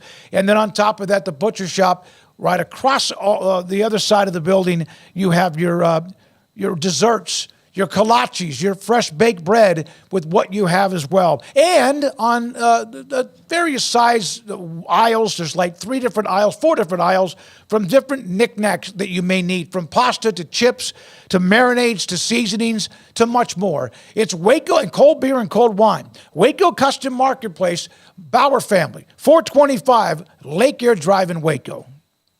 It's Dodge Power Shot Days at Allen Samuels in Waco. Experience the adrenaline-pumping performance and cutting-edge technology of Dodge. From the sleek and stylish 2023 Charger to the performance and muscle of a Challenger to the bold and rugged Durango. During Dodge Power Shot Days, we're offering amazing deals and special incentives that will make driving a new Dodge even more exhilarating. Don't miss out on these exclusive savings. Visit Allen Samuels in Waco today and unleash the power of Dodge. Come by. Let's be friends. You want to know why Stonewood Dental is so successful? Listen to what happy customers have to say. It's pleasant. It's different than any other dentist office. I really feel like they care.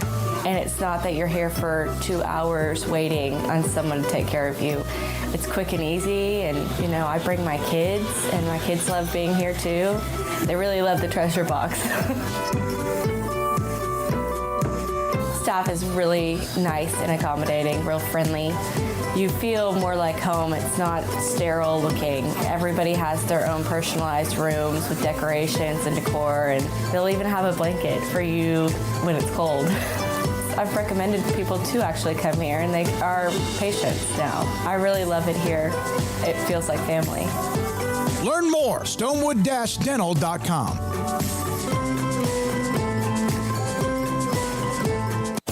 At Ideal MRI, we feel blessed to be part of the Waco community. We're a small family business here in Central Texas. At times like this, the cost of healthcare has never been more important. And unfortunately, significant illnesses and injuries still occur. And that's why Ideal MRI is open and here to serve you through this difficult time. So if you need an MRI, ask your doctor about Ideal MRI. You can schedule online in minutes at idealmri.com or call 833-IDEAL-MRI. TFNB Your Bank for Life is the official local bank of Baylor Athletics. Find out why more Central Texas are making TFNB their bank for life. Sign up for our Edge checking and savings accounts to earn interest or cash back. With 5 convenient locations and an award-winning mobile app, banking has never been easier. TFNB Your Bank for Life. Member FDIC.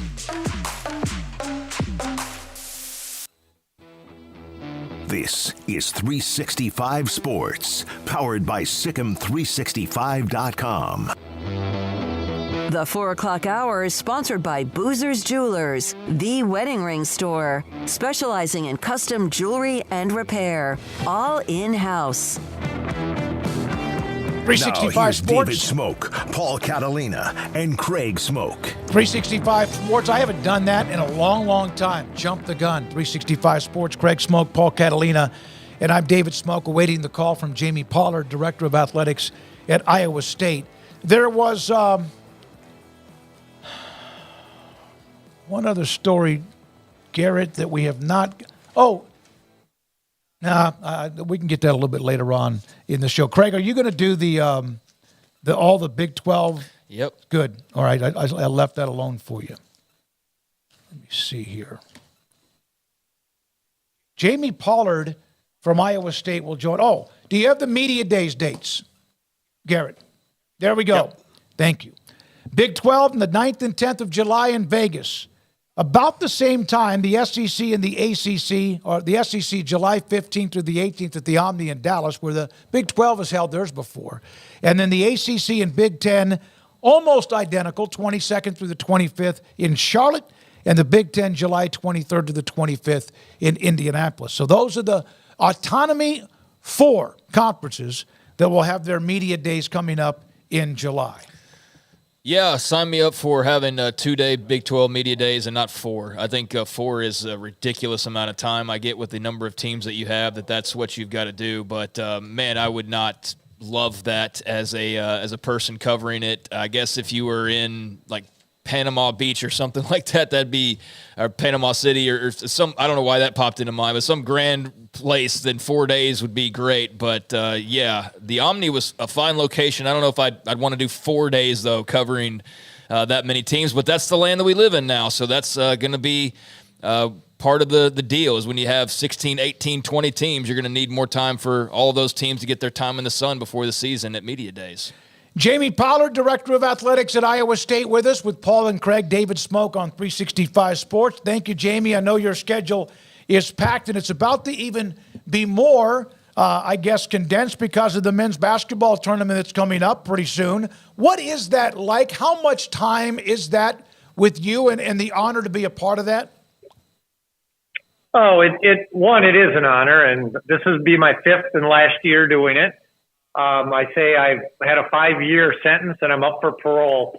So I'll be out in a little over 6 weeks, but it's a much bigger commitment than I ever thought because it's year round.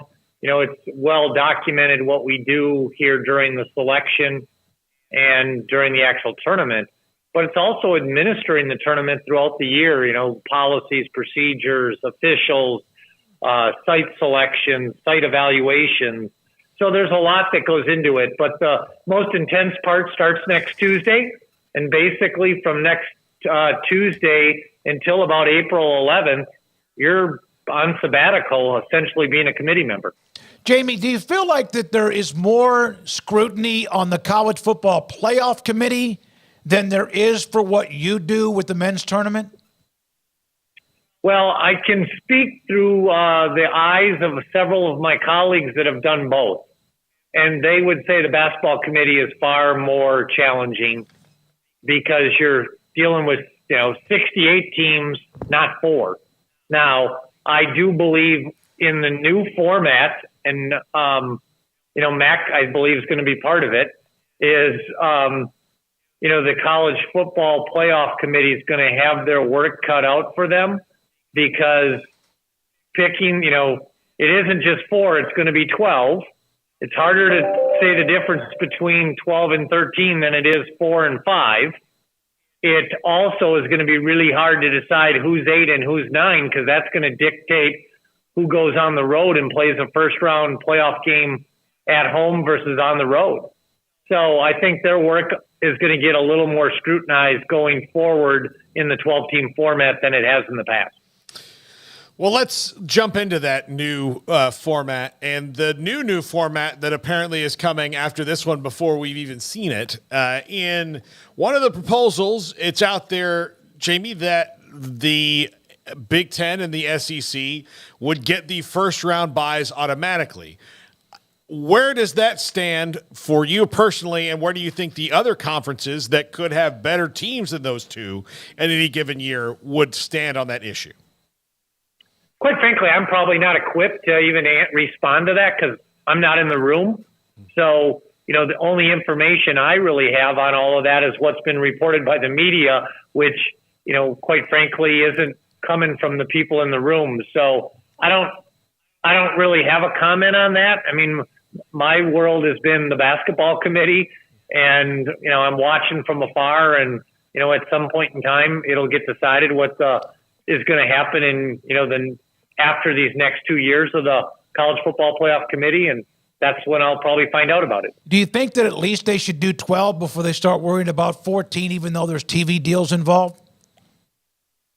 Well, I also, I think when you're not in the room, you jump to conclusions about why certain things might be the way they are.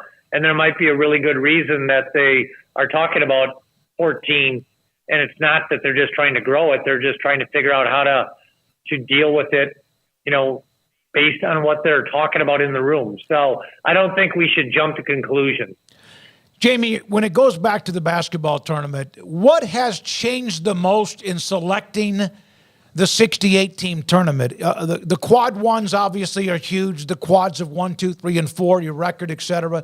Is there anything else that has changed since your first year that help maybe decide 3, 4 teams compared to 5 or 10 teams? I don't know if anything's changed that drastically during my time. I will say we all joke and say, I don't know how they did it, back in the day when they did it all manually, because, there is so much information we have access to and so many things you're comparing. And, the committee's 12, so you've got 12 different sets of eyes that we don't all view things the same. What may matter to me maybe doesn't matter to somebody else. That's what makes it really a neat process. Otherwise, a computer could just spit it out. But there is a human element of analyzing all this information that the computers, all prepare for us, whether it's, you pick the service, everybody's got their, whether it's Ken Palm, BPI, KPI, strength of record, WOB, net, there's so many different things. And then each committee member, may value road wins, may value strength of schedule, may value non-conference strength of schedule, may value Q1 wins. There's just so many different things that trip anyone's trigger. And in the end, it's 12 people voting, and you got to have the majority. Jamie, when you get down into it, you get down to that end of, okay, we've got to get these last 4 teams situated, or there's these bubble things. Is that a little bit gut-wrenching when you have to look at somebody's resume and say, man, we just can't? To me, it would kill me. It's hard. First of all, what the committee does, putting the teams into the tournament is one thing. And quite frankly, we put in probably on average, maybe about, there's 31 automatics, right? So there's 37 other spots, right? So we're not really putting 68 teams in, we're putting 37 in.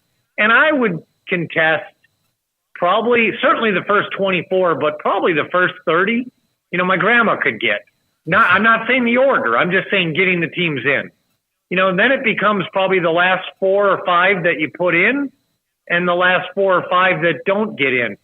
That gets really hard. And on Saturday night, it'll be really late, and typically there'll be like 2 or 3 spots left, and there's, 8 teams you got to choose from.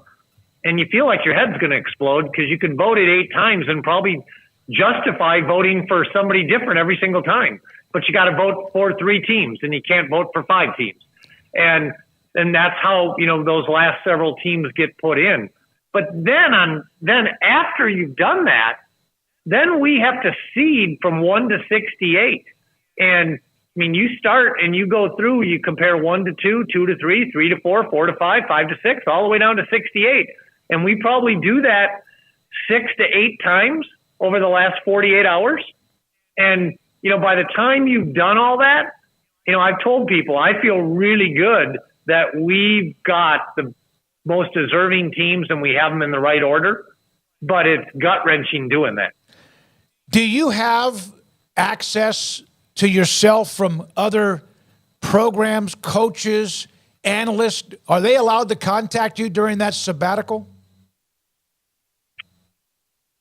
Well, anybody can reach out to you. Whether you listen to them or not is a whole other thing. So people will tend to try to lobby you, or I don't even know if lobby is the right word. I've tried to be helpful as a committee member and explain things. And so, we get assigned conferences. So each of us get about 5 or 6 conferences, and you meet with those conference representatives on a systematic basis throughout the season. And, I've used it to try to just educate them on what I've seen over my 5 years and have them help me. I'm not an advocate for them, but what I'm responsible for is being the voice into the other 12 for those 5 conferences. And so what I try to do is help them arm me with the necessary data to make sure I'm helping position their teams the most accurately, so that, whether it's this player wasn't, available for certain games, was injured, just things that other committee members might not readily know because they're not assigned to those 5 conferences. And, that's what I've heard and seen from, my colleagues that try to reach out to you.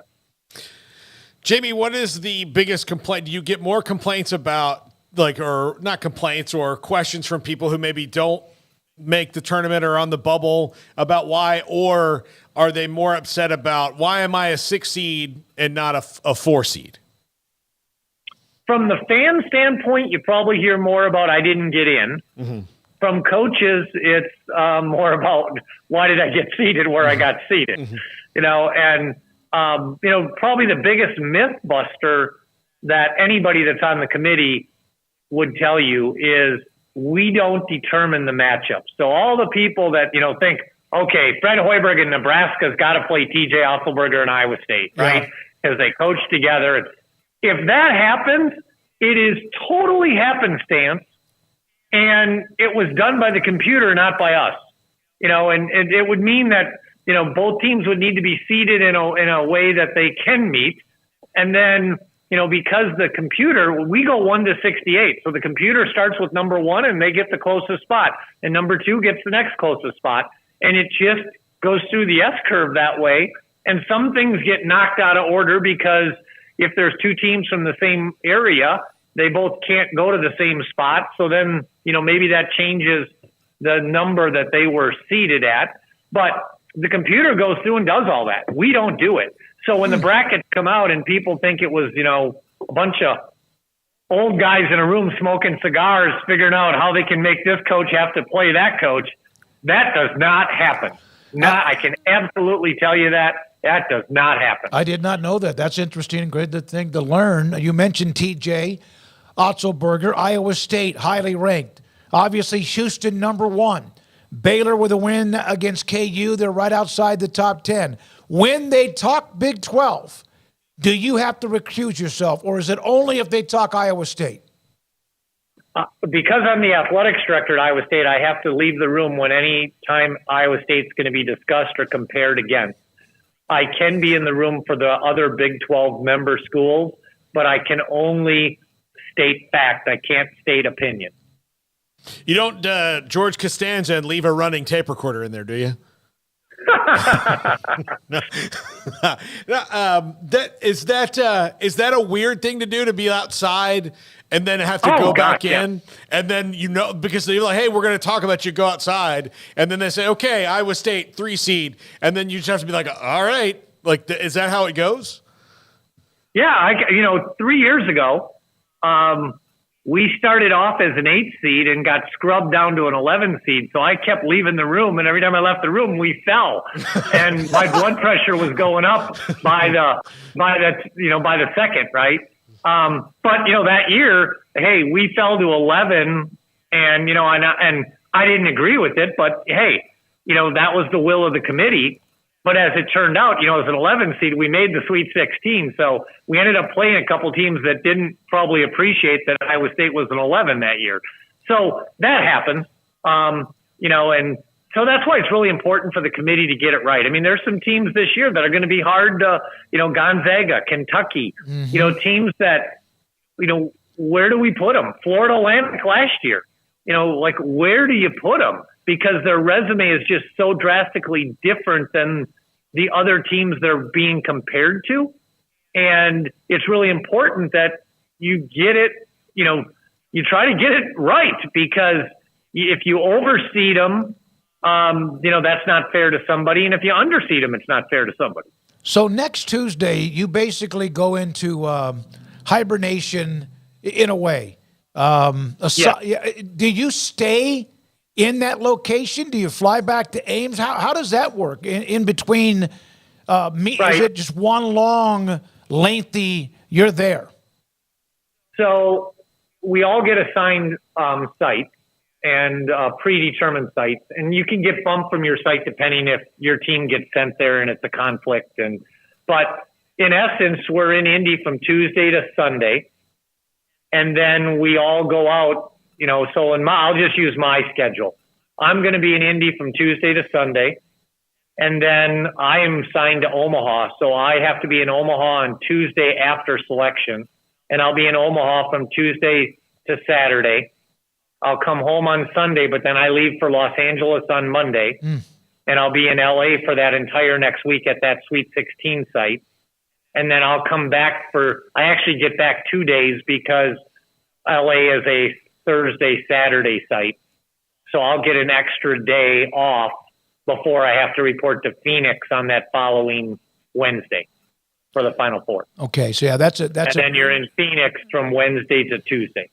All right, I want to go back to one thing, and I know you say you're not in the room, and we know that there are some Big 12 representatives inside the college football playoff room, and the proposals are just being floated out by media members on what could be, whether it's a first-round bye for the SEC and the Big Ten or automatic qualifiers. Do you have the faith in Brett Yormark as commissioner, with what he's already done in a short amount of time, that if he felt like the Big 12 was on the wrong side of any kind of proposal, that he would speak up for the entire conference, and would you expect him to? Yes and yes. I mean, he's a big, he's representing the Big 12, and I don't, whether it was him or anybody else, whether it was Commissioner Bowlesby or, back in the day, or if it was the other commissioners in the other leagues today. I mean, yeah, they're going to represent their league, but again, it's like the basketball committee. In the end, it's, there's a governance structure and there's a vote, and you don't always get what you want.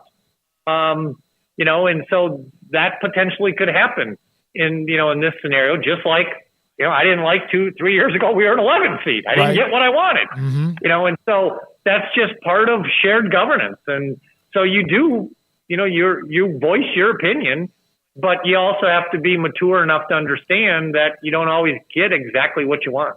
Are you concerned at all about any kind of future that would only include 2 big conferences, and the Big 12 would yet again be fighting for their lives? I'm not spending a lot of time talking about that or thinking about that. That's probably a better way to say it than talking about it. I'm not saying that won't happen sometime in the future. I mean, who would have ever thought the Pac-12 would go away as fast as they did, right? So anybody that wants to just kind of be a stick in the mud and believe nothing's ever going to change is probably going to be highly disappointed. That being said, I'm not a doomsday person. I'm not a pessimist. It's, tell me what the facts are, and then I'm going to figure out how to try to make it work as best I can for the people that are employing me to do what I do. And so, Iowa State will continue to do what it does, and the Big 12 will continue to do what it does until someone tells us it's not. Do you look forward to, June 1st to July 1st, the 4 incoming schools and the breath of fresh air that the conference moves forward because of what's happened over the last couple of summers? Yeah, they're already in the room. They just can't vote. But their voices are in the room. So I already feel like that is there.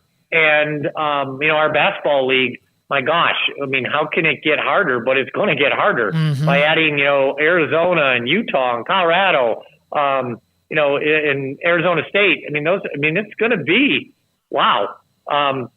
It's a gauntlet today. I think we're all going to be in pins and needles waiting for that schedule to come out and find out who our 2 plays are and who our 5-1 plays are, and hope that, if you got a 1 play against KU or Arizona, that it's in Waco or in Ames. Right. No. Because, the schedule could get really hard. Like this year, the Iowa State has there's a calculation that gets done, and we have the toughest Big 12 basketball schedule this current year of the 14 of us, and that was just happenstance. Yep. Right. And so part of that, you're going to get that schedule and go, oh my gosh, I got to go do this and do that. So, but that's what makes the Big 12 basketball really exciting. And I think football is going to be just as exciting, because I don't think anybody can claim today that, they got a leg up on anybody. I think it's going to be wide open. If you don't mind, Jamie, last question. The Big 12 has faced a lot. You have been a part of that, fighting for the conference and other ADs around the Big 12, whether now the new ones or about to be new ones. How would you describe the resiliency of the conference, and even really just over the last couple of 2.5 years? Oh, it's amazing. Cats have 9 lives. The Big 12 had, 5 or 6 during my time. The obituary's been written many a time, and we always seem to come out the other side even stronger. And I feel right now, with adding the 8 schools, let's call it like it is. We brought 4 in, but we're bringing another 4 in next year. And, I believe we're a much stronger conference than we've ever been. Our industry has changed, though, at the same time. And, it's like a moving target. But I feel like the fabric of the membership of the Big 12 going forward is as strong and as cohesive as it's ever been. And to me, that's really exciting as somebody that's been in it for 19 years. Good luck with what you have in front of you. It always is a pleasure. Thanks to Nick Jost, but thank you, Jamie Pollard, for your time whenever we get it from you on 365 Sports, and good luck. Thanks, guys. Yeah, Jamie Pollard, Director of Athletics at Iowa State. He's involved in the men's basketball tournament. It's his 5th year, his last year to be a part of the committee. He really did put some insight that perhaps I did not know about as far as the matchup, because you always like a juicy matchup, like someone's going to play somebody, and it looks like it is spit out. That, once they set up the 68 seeds, that is spit up by a computer, an algorithm, or whatever it might be. But appreciate his time. Did not want to get too much into the college football playoff format out of respect because he's not in the room. But then in the end, that's why I went back and discussed it again, expects Brett Yormark, as you should, he's getting paid to fight for the conference and not yet ready to like put his head in the sand when it comes to what the future might be when it comes to super conferences, or as Craig said, super, what did you call it? Super 2. Super 2. I coined that. Yep. Should have trademarked it. One of many trademarked ideas I should have gone after, but I don't know. That's a catchy. The Power 2 is used by some people still. Too. I like Super 2. Super 2's better. Super 2's better. Yeah. It is. Not just because I came up with it, but partly so for sure. I think it's better. But no, I think that when it comes to all that stuff, a lot of the things that we could kind of openly talk about maybe a year ago, not so much now, because there's just too much. There's too much uncertainty. Like, we knew the Pac-12 needed a TV deal, but like at this point, everything hangs on a Florida State lawsuit that nobody knows when it's going to end, how it's going to end, anything about the details of it, what effect it has on anything. So you can't really predict anything realignment right now without that Florida State domino. And then when it comes to the playoff, like he said, everybody's freaking out last week over one of the ideas that was intentionally thrown out through the media. Best believe your backsides that was absolutely a little litmus test of like, let's see how the people react to automatic buys for the SEC and the Big Ten. Result was anybody that doesn't wear SEC or Big Ten boxers thinks it's a terrible idea and would not go for it in any way, shape, or form. But there are other options out. So I just feel like with that kind of stuff sort of in limbo right now, it's a little bit difficult to try and get too far into the weeds on those topics. But some good stuff there. And he at least, did touch on Brett Yormark fighting for the Big 12. But he should. It's what he's paid to do. If he's not, then they need to go get another commissioner. But certainly the whole Big Ten, SEC power grip that they have over college athletics right now is interesting, and there are probably some ways they're going to get their way more so than others, but that one particular idea that they threw out about the automatic buys was just utter garbage. Just that was a terrible idea, and I hope the backlash that they got moves this on down to another option, but we'll see, because they still have their power hasn't lessened. It's just that now that they know, I think that people would have a bit of a revolt over that type of an idea. Absolutely. All right. Thank you very much to Jamie Pollard. And when we come back, Craig Smoak off the radar, around the corner, Pat Nunley, John McClain, and the top 5. And this is 365 Sports. Alan Samuels, Dodge, Chrysler, Jeep, Ram, Fiat. New month.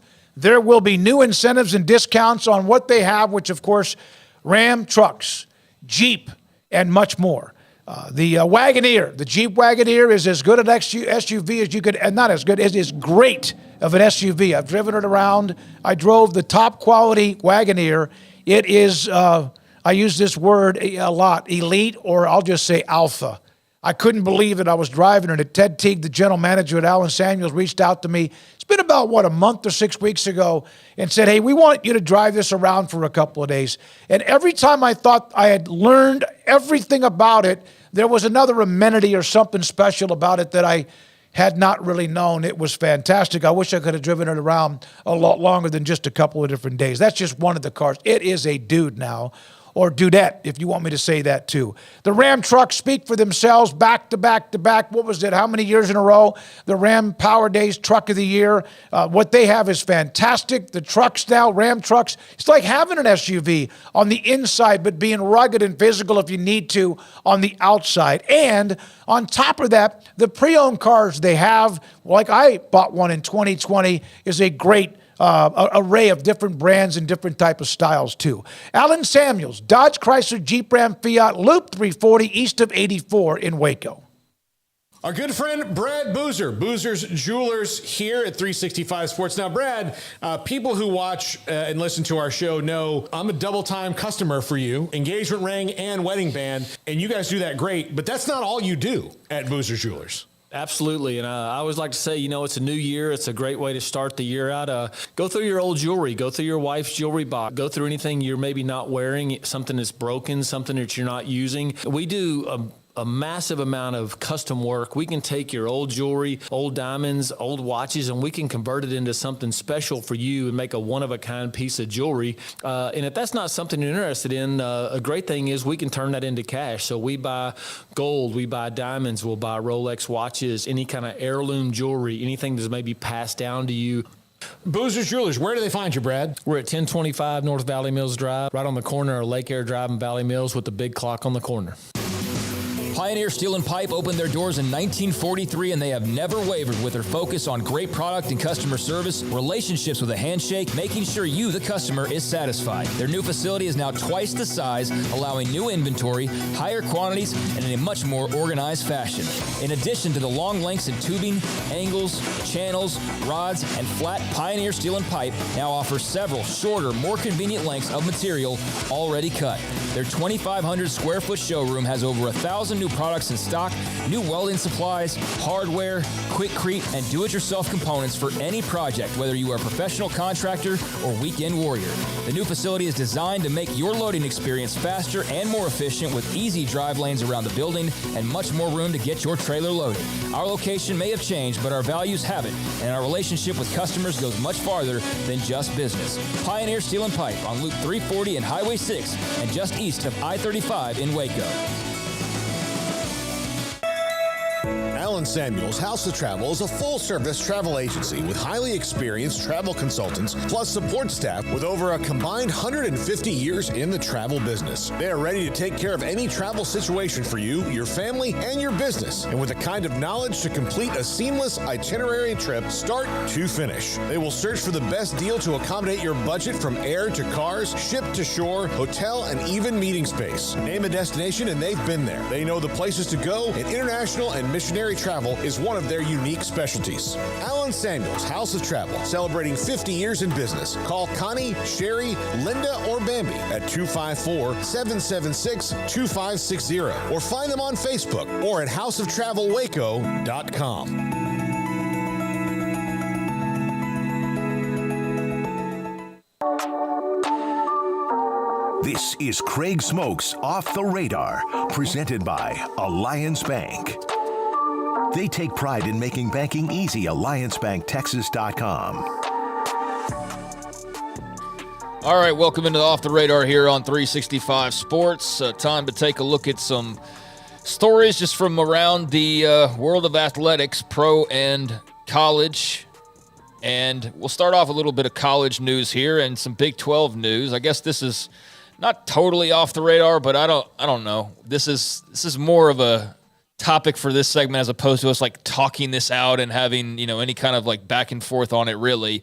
But the Big 12 is going to continue on with their partnership with WWE, which you will be able to see at the men's and women's basketball tournaments, as the conference has let it be known they will be presenting a WWE championship belt to the most outstanding player of both its men's and women's basketball tournament, the same way that it did with the conference championship game in football with Quinn Ewers getting the belt for being the most outstanding player in that game. So the WWE partnership continues on. And right now, I got to say, as compared to if you did this a few years ago and you're talking about WWE and having a crossover, I don't know how well that would have gone over. I know there's plenty of sticks in the mud that really had an issue with this during football season of, it was trashy. I saw that at one point in time because I guess that's just in some people's heads, wrestling is trashy, or that it was like kind of like amateur hour that the Big 12 was cross-promoting with the WWE. But regardless, that's going to be seen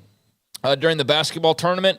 And I don't say this because I'm a wrestling fan. I just say this as somebody who's not like bah humbug over everything. Yeah.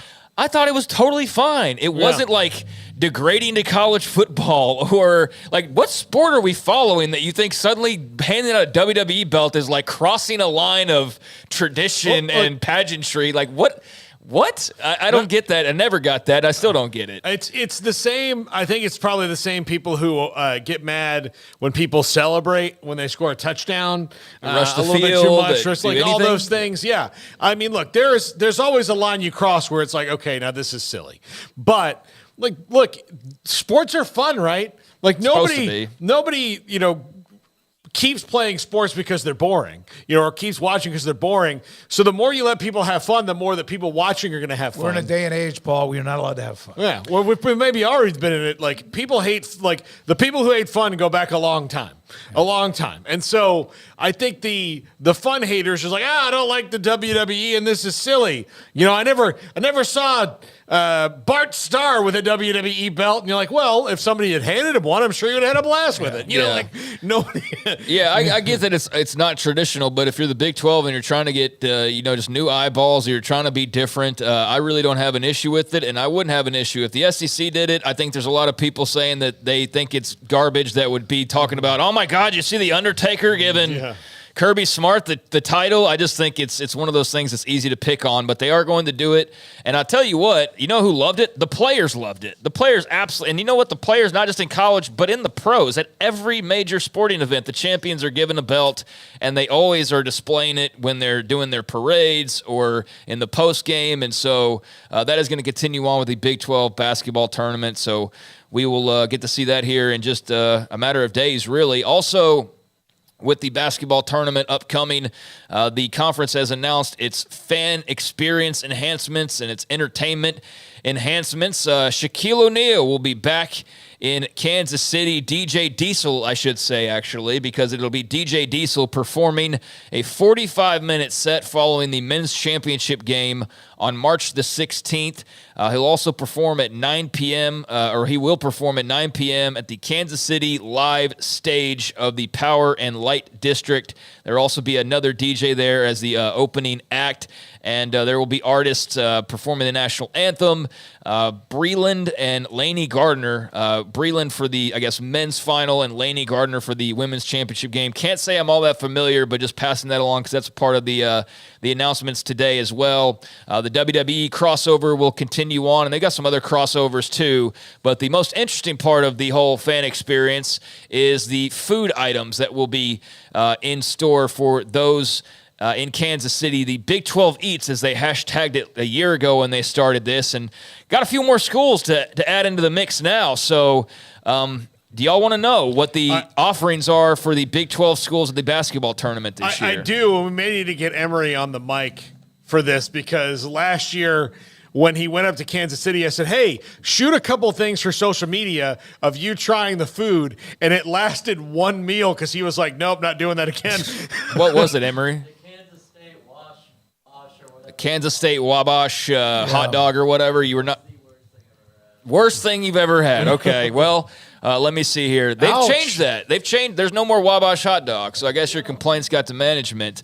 Since there are so many teams, like with anything else, when we roll through conference team by team, we have to be mindful of time. But let's go with the alphabetical order here, and you guys just kind of stop down, I guess. But you'll have the Baylor brisket sliders. Okay. I still think if you're going to do traditional, Dr. Pepper float would be the easiest thing to do that makes sense for Baylor. I don't know if there's a soda there's agreement. Dr. Pepper barbecue sauce on it, and that's fine. Isn't it marinated by Dr. Pepper? Yeah, it's like Dr. Pepper barbecue sauce or whatever they have on there. Dr. Pepper glaze with sweet slaw and a brioche bun. I just think the Dr. Pepper float would be the easiest thing to do, and it would make a ton of sense. I think you'd sell way more. Yeah, it'd make a lot of sense. But okay, for BYU, they're going with Cosmos Churros, which are going to be caramel-filled churros, sweet cream drizzle, mini marshmallows, cinnamon sugar, and toffee crumble. So that's going to be your sweet tooth. Why didn't they just do the Cougar Tails? I don't know. Do I need to be in charge of this? Yes, you do. I think that we're already 2 for 2. Yeah. UCF will have a Citronaut drink, which is orange soda and vanilla ice cream. See, there you go. That's going to do well. That's the UCF Dr. Pepper float is basically what that is. So maybe that's why you don't have a Dr. Pepper float. But orange soda, vanilla ice cream, the Citronaut drink. Cincinnati will have a cheese coney that will have Cincinnati-style chili on top along with onion and cheddar cheese. But you'd think Skyline chili would be the kind of no-brainer there. But They're going cheese You can't coney. really eat that in the... Yeah, I could see that'd be a little difficult. Houston will have Shasta's brisket tacos. So I won't go through every detail on here, but beef brisket, corn and black bean salsa, cilantro, lime, corn tortillas. Seems like it's a very Texan item. Iowa State will have green chili pork walking taco. This will have green chili pork, Doritos, lettuce, cheese, cheddar and jack, and sour cream on it. So the Doritos, I guess, the feature, special ingredient here. But I don't think Iowa and green chili pork walking tacos, but hey, to each their own. I don't think BYU and churros either, but Yeah. Let's see. What is this one? Big J. Is that...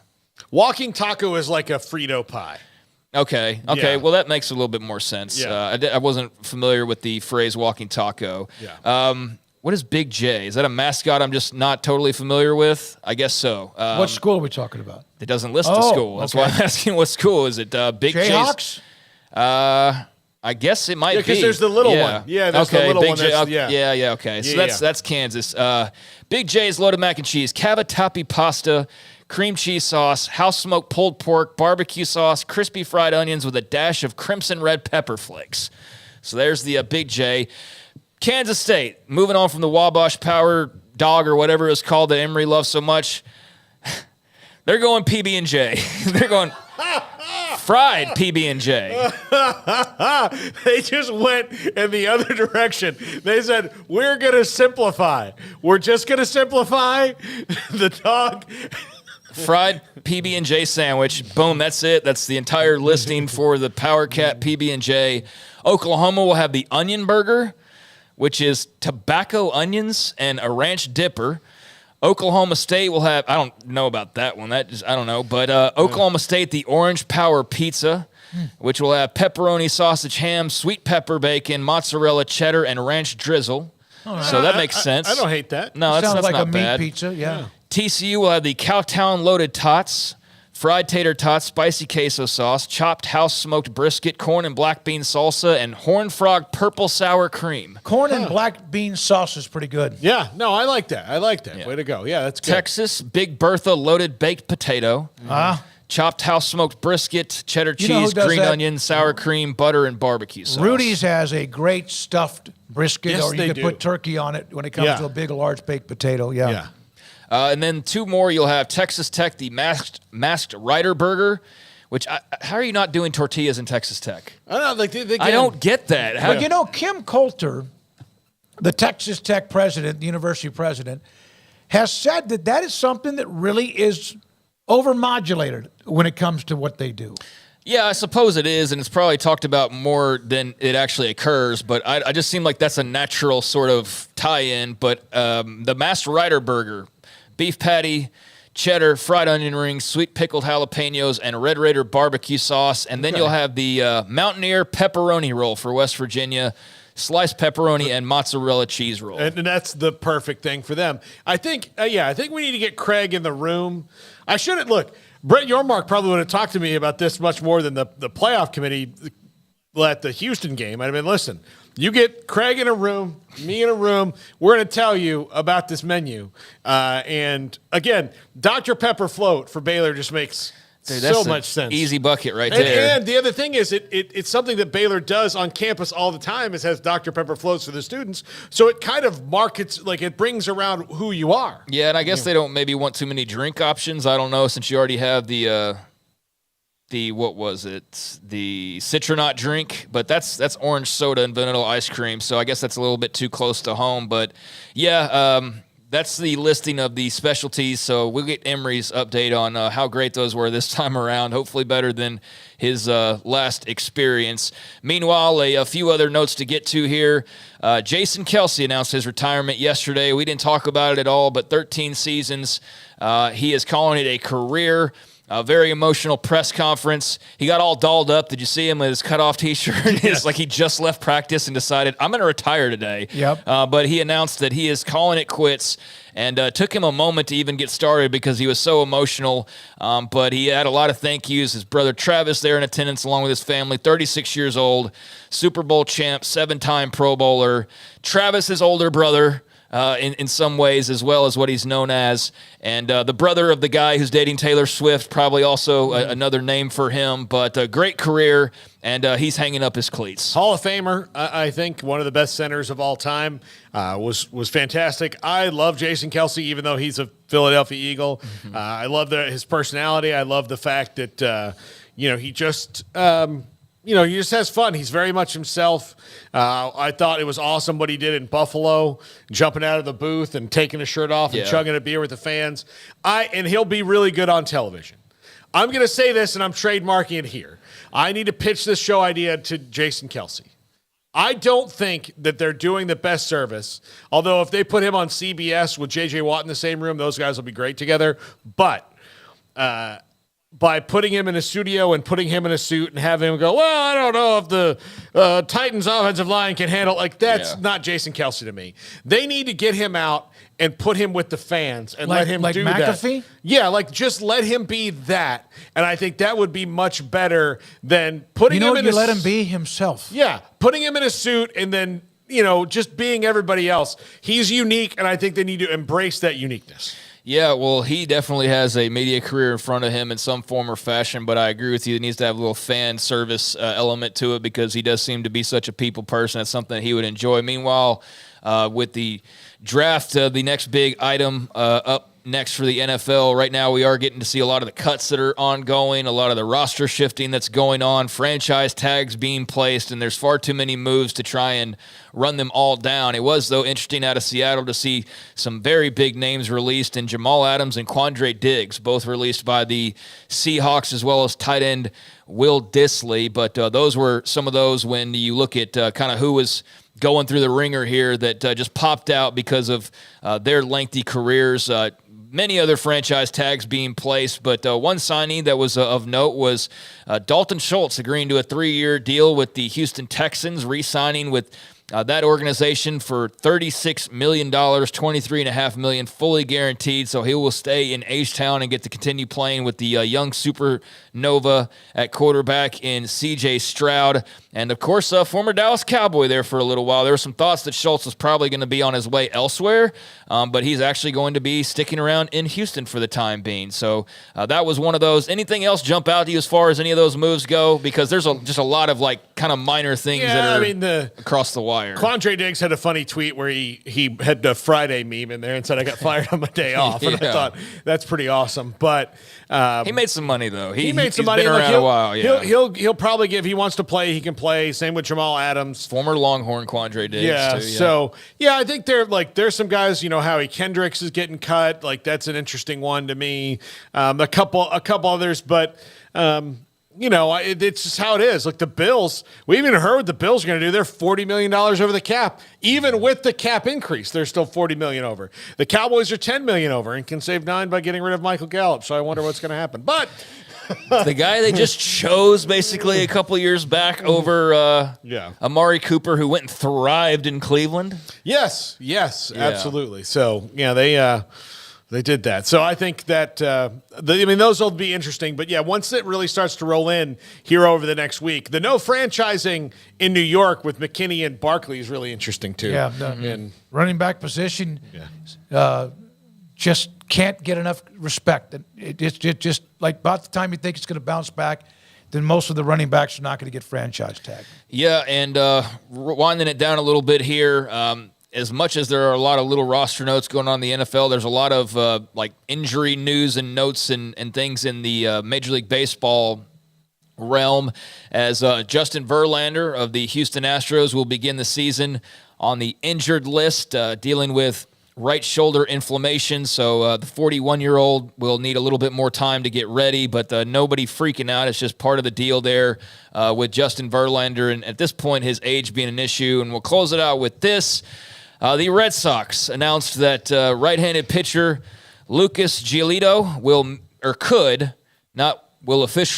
could miss the entire 2024 season after some initial imaging showed that he has some extensive damage in his right elbow. He is on paper scheduled to be the opening day starter. That seems like it's definitely off the table because now you're talking about missing an entire season, but he has a partially torn ulnar collateral ligament and flexor strain and could need surgery. If he does have surgery, that means he's likely missing the entire season. He was a big free agent signing for the Red Sox. So, Paul, take it away with your feelings on Lucas Giolito and this big baseball news. It's just another look.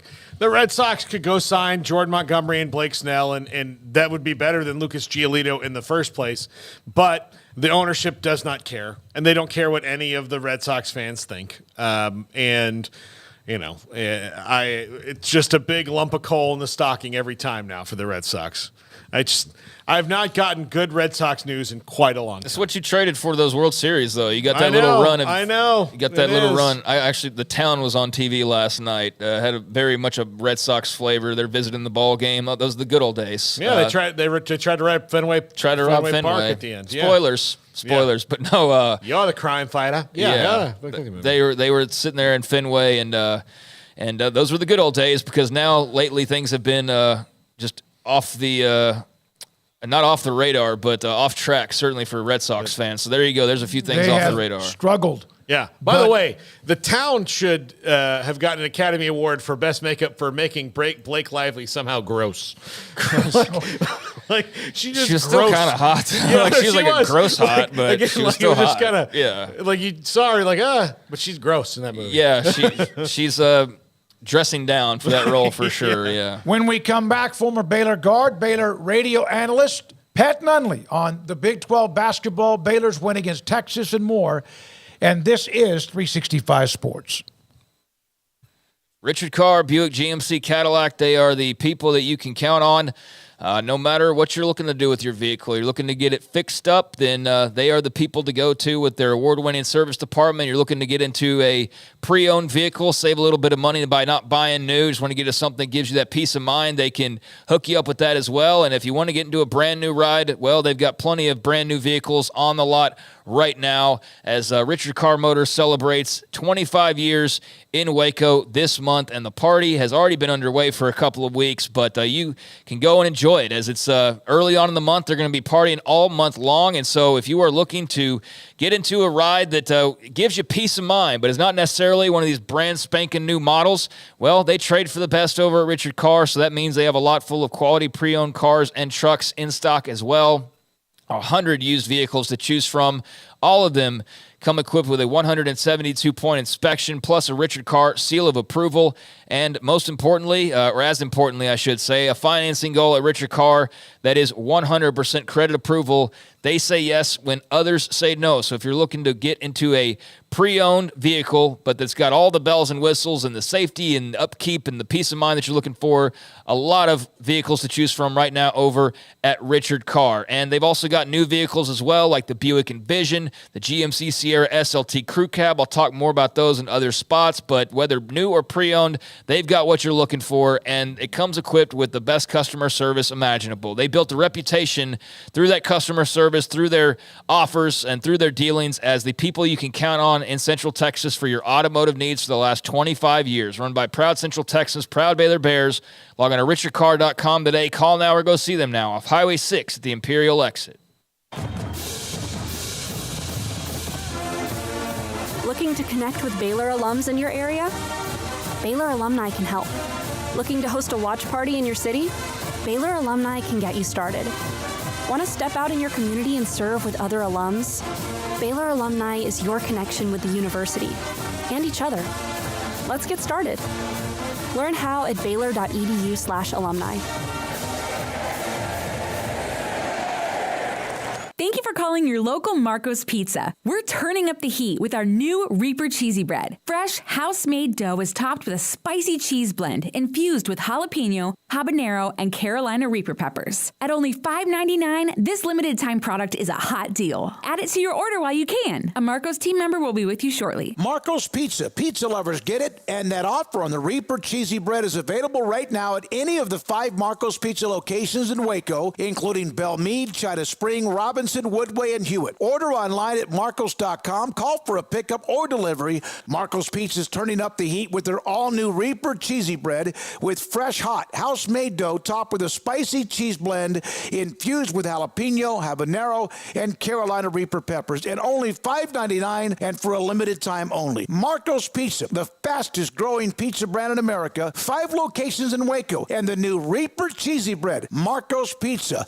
Pizza lovers get it. With so many companies and policies out there, it gets so confusing shopping for insurance, and I never know if I'm getting the policy that's right for me. Luckily, I met the team at the Niche Group Insurance Agency. With the Niche Group, you can go to one company and get access to coverage options from many insurance carriers, and you get to speak to a real person about your specific coverage needs. With the Niche Group, I know I'm getting the right coverage at the right price. If you need insurance, talk to the experts at the Niche Group at 1-800-258-8302.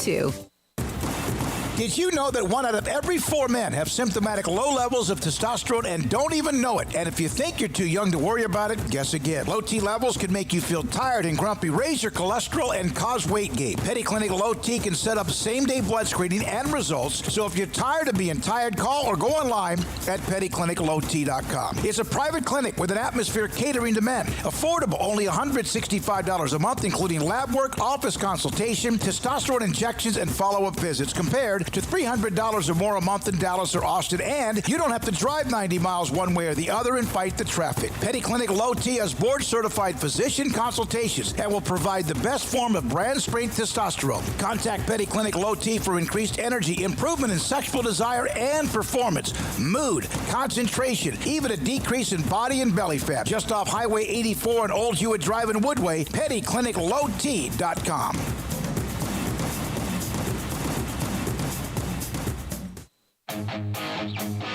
This is 365 Sports, powered by Sikkim365.com. Enjoying the show? Hit the like button and subscribe. Former Baylor guard, Hall of Famer Pat Nunley, Baylor color analyst for basketball, joins us on 365 Sports. Pat, thanks for your time with Paul and Craig. David Smoak. What did Baylor do that flipped the switch, 4, 5, or 6 minutes into the second half? What did they start doing better, or did they start doing differently? Well, they got stops. And we were saying throughout the broadcast, David, that, when you're down double digits, you can't just trade baskets. And that's all they were doing. And they couldn't gain ground. I mean, they get it to 8 here and there, but just couldn't get a stop. They get on a little run offensively, make a couple of threes, and get it under 10. But, I said a couple of times, Baylor was going to have enough offensive firepower to win that game. What they had to do was stiffen up on the defensive end, and they just did. I mean, it was like just flipping a switch. I mean, they were trading baskets until Baylor went on a 21-2 run to go up 78-70. And Texas went, let's see. So they had one field goal over the final 13 minutes until they got some undefended buckets, with less than a minute to play. But it was really, I think, Texas missing a few shots finally, and then Baylor really focusing on Max Asmus. And they weren't going to have a chance to win that game unless they could get him to just cool off and take some hard shots. He was making hard shots throughout the game, but you just wondered if he could sustain that.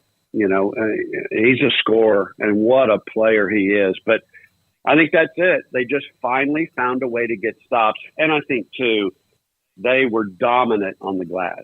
They out-rebounded Texas 36-21. We were doing that. You got a chance. Pat, they're hitting a stride at a good time right now as you head into the end of the conference season, into the conference tournament, and we're in March now. So this is the time to be finding yourself and finding your confidence. What do you attribute this latest run to? Because each game has been a little bit different, TCU, Kansas, and then Texas. Yeah, I think it's that the younger guys who we were counting on a lot, and that's primarily Emisi and Jacoby Walter, are just maturing, and I think they have matured.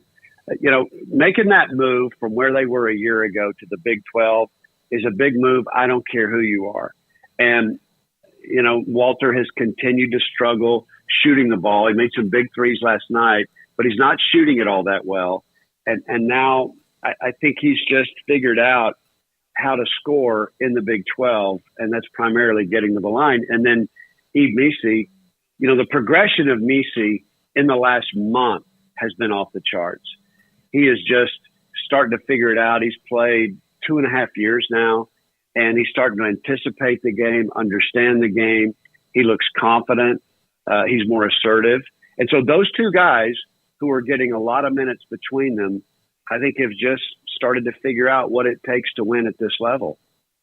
Pat, hopefully the Bears have a bunch more games left to play, but one thing we do know is Jalen Bridges played his last game at Foster Pavilion and hasn't been around a while, but his last home game as a Baylor Bear, and what a way to go out, huh?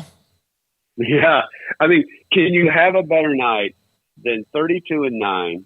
He makes 6 of 7 threes, 8 of 11 overall, and he made 10 of 13 free throws, and he had a couple of steals.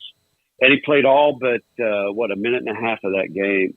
So he picked a good time because somebody had to negate the production from Asmus.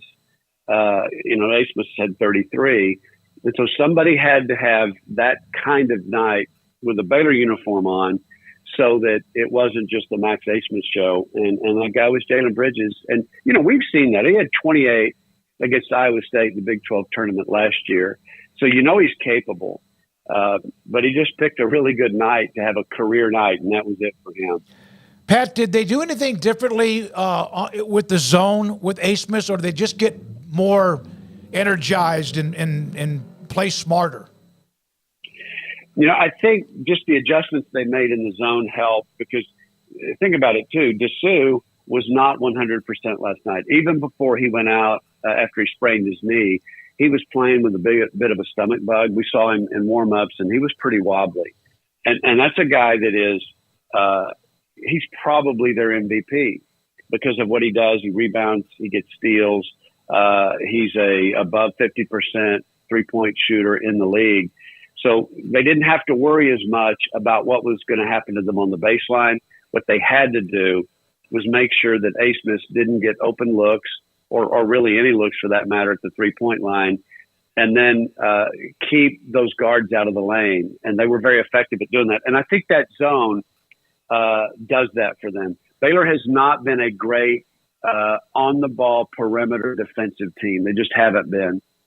And what that zone allows them to do is keep penetrating guards out of the lane. So I think it was a combination of making sure Asmus didn't get good looks and keeping the ball out of the lane and just hoping that Texas front court couldn't beat them. And that was the case. Pat, they've got Tech to end the season, and that's a tough place to play. But do you feel like this team has also maybe hit a stride because they can taste the end of the Big 12 season and are maybe looking forward to seeing somebody who they don't know? Yeah, I think it's the best time of year for Baylor to go try to win a game in Lubbock. And Texas Tech is really good. I mean, Texas is, if they win this week, they've got Oklahoma State. They go to 10-7, and Baylor's at 11-6. And Tech is virtually a lock if they aren't already for the NCAA tournament. I mean, they're 20-9, and they're really, really good at home. Guys, is everybody in the league. So it's a good time to go try to win a game in Lubbock. And these guys, I don't think they really think about the difficulties of playing on the road. I think right now, having won 3 in a row, 2 at home, 1 on the road, they're just playing well. I say all the time, and it's the truth, at this time of the year, you got to be confident, you've got to be playing well, and you have to be healthy. And I think they'll get love back on Saturday. And if that's the case, they're now fully loaded. And they are playing extremely well. So it's a good time to go to Tech and have a chance to win that game. And I like their chances. What do you think about the combo? Although Yves Missi gets most of the attention, Josh, I thought last night, had a couple of big moments in that game and what they bring to the table inside. Yeah, I mean, he had 10 and 4, and he made all 4 of his shots. He made both of his free throws. And so those two guys, I mean, he played 15 minutes. Missi played 25 minutes. So that's about the breakdown of how they share the low post position. And Missi is the better offensive player, but Ojanwina is a little more experienced. I mean, now he's, again, still a really young guy, but he's starting to kind of figure it out, and he's making his free throws. Both of those guys are starting to make free throws. I mean, 3 for 4 for Misi. Ojanwina, again, 2 for 2.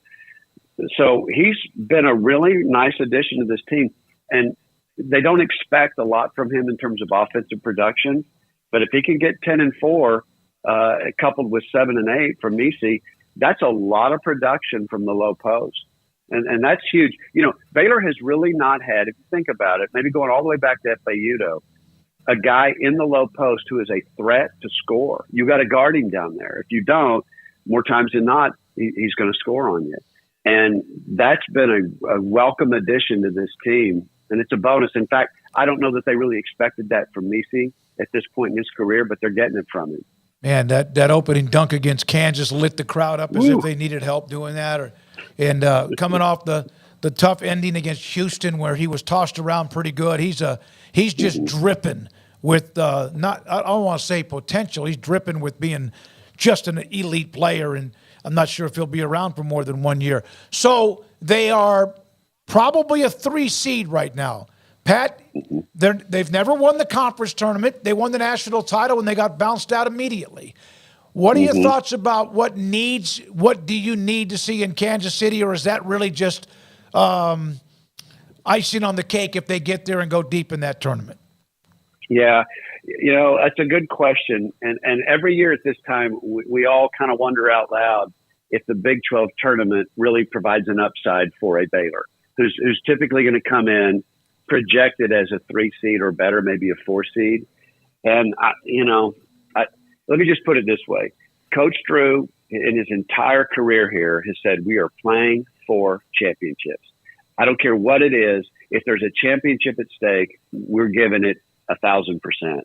And that has been the case. And they win more championships than they lose, tournament championships, et cetera. So that's the mindset going in. But to answer your question, I don't think there's a big upside. I think, for example, if Baylor beats Tech on Saturday, that might even get them into a 2 seed. I've seen some bracketology experts say that Baylor could be, it is a projected 2 seed. So they're a safe 3 seed winning in Lubbock. Even if they don't, I don't think there's a lot of upside for them in the Big 12 tournament. Now, for some other teams that are on the bubble, different story. But for Baylor, I don't think that's the case. It doesn't mean they're going to go up there and lay an egg. They're going up there to win the whole thing. They've never done that. They've come close a couple of times. But I don't think it's going to change dramatically, if any, the projected seeding that they're looking at right now. And if they win Saturday, I don't think it's going to change a thing. Thank you, Pat. Appreciate your time as always, Pat Nunley.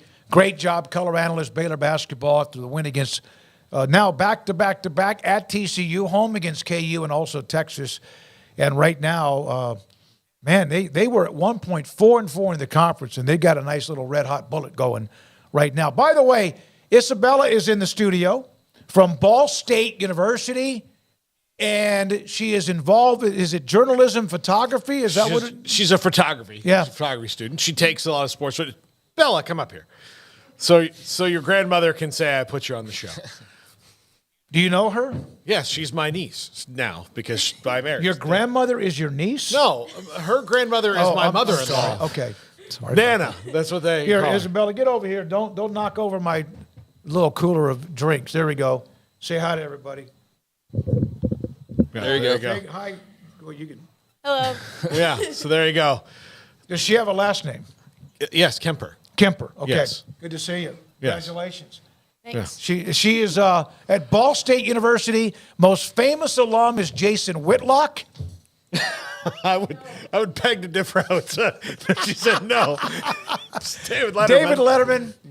And they are the Cardinals. Yeah. Yeah, so she always liked their uniforms. We watched a whole Ball State game, Amanda and I did this year, because Bella was on the sidelines taking pictures, and we got her a couple times, but I was kind of hoping she'd be in the end zone so that I could say, hey, look, there she is, and we could freeze it. But we saw her, and she was in she had the everywhere job. She had the Jack and Emery job of running all over the field. Of actually working. Yes. Of actually working. Yeah, I mean. Isabella, great to have you in the studio. Welcome. Appreciate it. Good luck with what you're trying to do in your career, and that's awesome. Isabella Kemper is with us inside the studio, 365 Sports. John McClain is next.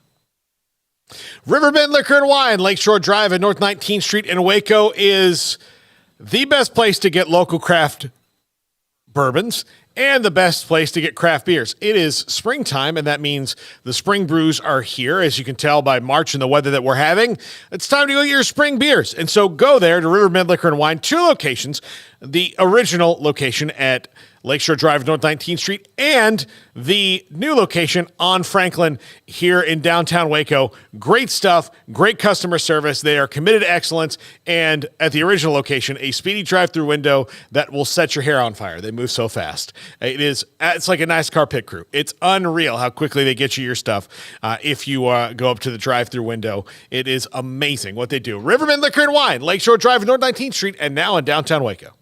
Shop big savings during the Ram Truck Month at Allen Samuels in Waco. Ram 1500 is the most luxurious and technologically advanced Ram 1500 ever. There's a great selection on the lot and ready for immediate delivery. Ram Truck Month sales event is a winner at Allen Samuels in Waco. Developed by Startup Waco, a nonprofit organization, GXG is a program designed to support the entrepreneurial development of Baylor University student athletes through NIL activations. The program helps student athletes maximize their platforms and offers a comprehensive support system for them to create and grow new businesses that not only benefit themselves, but also uplift the local economy. Fans who wish to support student athletes can donate to GXG via the GXG NIL Fund, BaylorBears.com/GXG. Contributions to support NIL activations through GXG can be made at BaylorBears.com/GXG. For more information, follow @GXG_GreenXGold on social media and visit the official website www.gxg.startupwaco.com. GXG, empowering student athlete entrepreneurship and uplifting the local economy through NIL activations. How did Edward Jones become one of the biggest financial service companies in the world? By not acting that way. Financial strategies, one-on-one advice, it's a big difference. And that's why Brad Wilson, your Edward Jones financial advisor, makes sense of investing. Experience the difference for yourself. Brad Wilson, 250 Sharon Drive in Woodway, 254-776-4337. Edward Jones, member SIPC. Are you ready to elevate your Waco experience to a whole new level? Look no further than the Baylor Club, where you can indulge in one-of-a-kind luxury and unwind in our exclusive lounge area. Located in the heart of McLean Stadium, this elite club offers 5-star member atmosphere for all your work and play needs. With a master culinary team and outstanding hospitality, we take pampering to a whole new level. Weddings, milestones, businesses, and birthdays. A stadium roaring with Bear spirit featuring stunning city skyline views. The Baylor Club truly has it all. The Baylor Club is the destination for Baylor basketball pregame meals, beverages with this special membership offer. If you mention Sikkim 365 or 365 Sports Radio, just ask for John or Devin for details. For interest in membership or your next private event, call 254-710-8080 or Google Baylor Club Linktree for more information on menus, calendars, upcoming special events. Say yes to the Baylor Club today. 254-710-8080 or Google Baylor Club Linktree. This is 365 Sports, powered by Sikkim365.com. The 5 o'clock hour is sponsored by Edward Jones Investments, with financial advisor Brad Wilson. Investing his time and experience back to you and your money during today's changing times. Edward Jones, making sense of investing. Now here's David Smoak, Paul Catalina, and Craig Smoak. Hall of Famer John McClain, Tuesdays, most every Tuesday, with us on 365 Sports. And We will get into the Baylor-Texas men's basketball game with John. But, John, let's start with Chris Mortensen. Greatness. Everybody, how texts that have been shared that he would send either young reporters or whoever who have been honored. He seemed to be like just somebody that was not perfect, because nobody's perfect, but what an incredible gentleman and a great journalist reporter.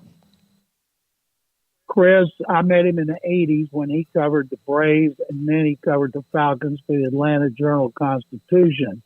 And then he left for the national publication. I think it was the National, like so many journalists did, and it folded shortly because the guy that put the money behind it from Mexico pulled the plug on all these great journalists, and he landed on his feet, and he went to ESPN as a reporter. Chris was on the road every week during the season. He didn't like being on the road every week during the season.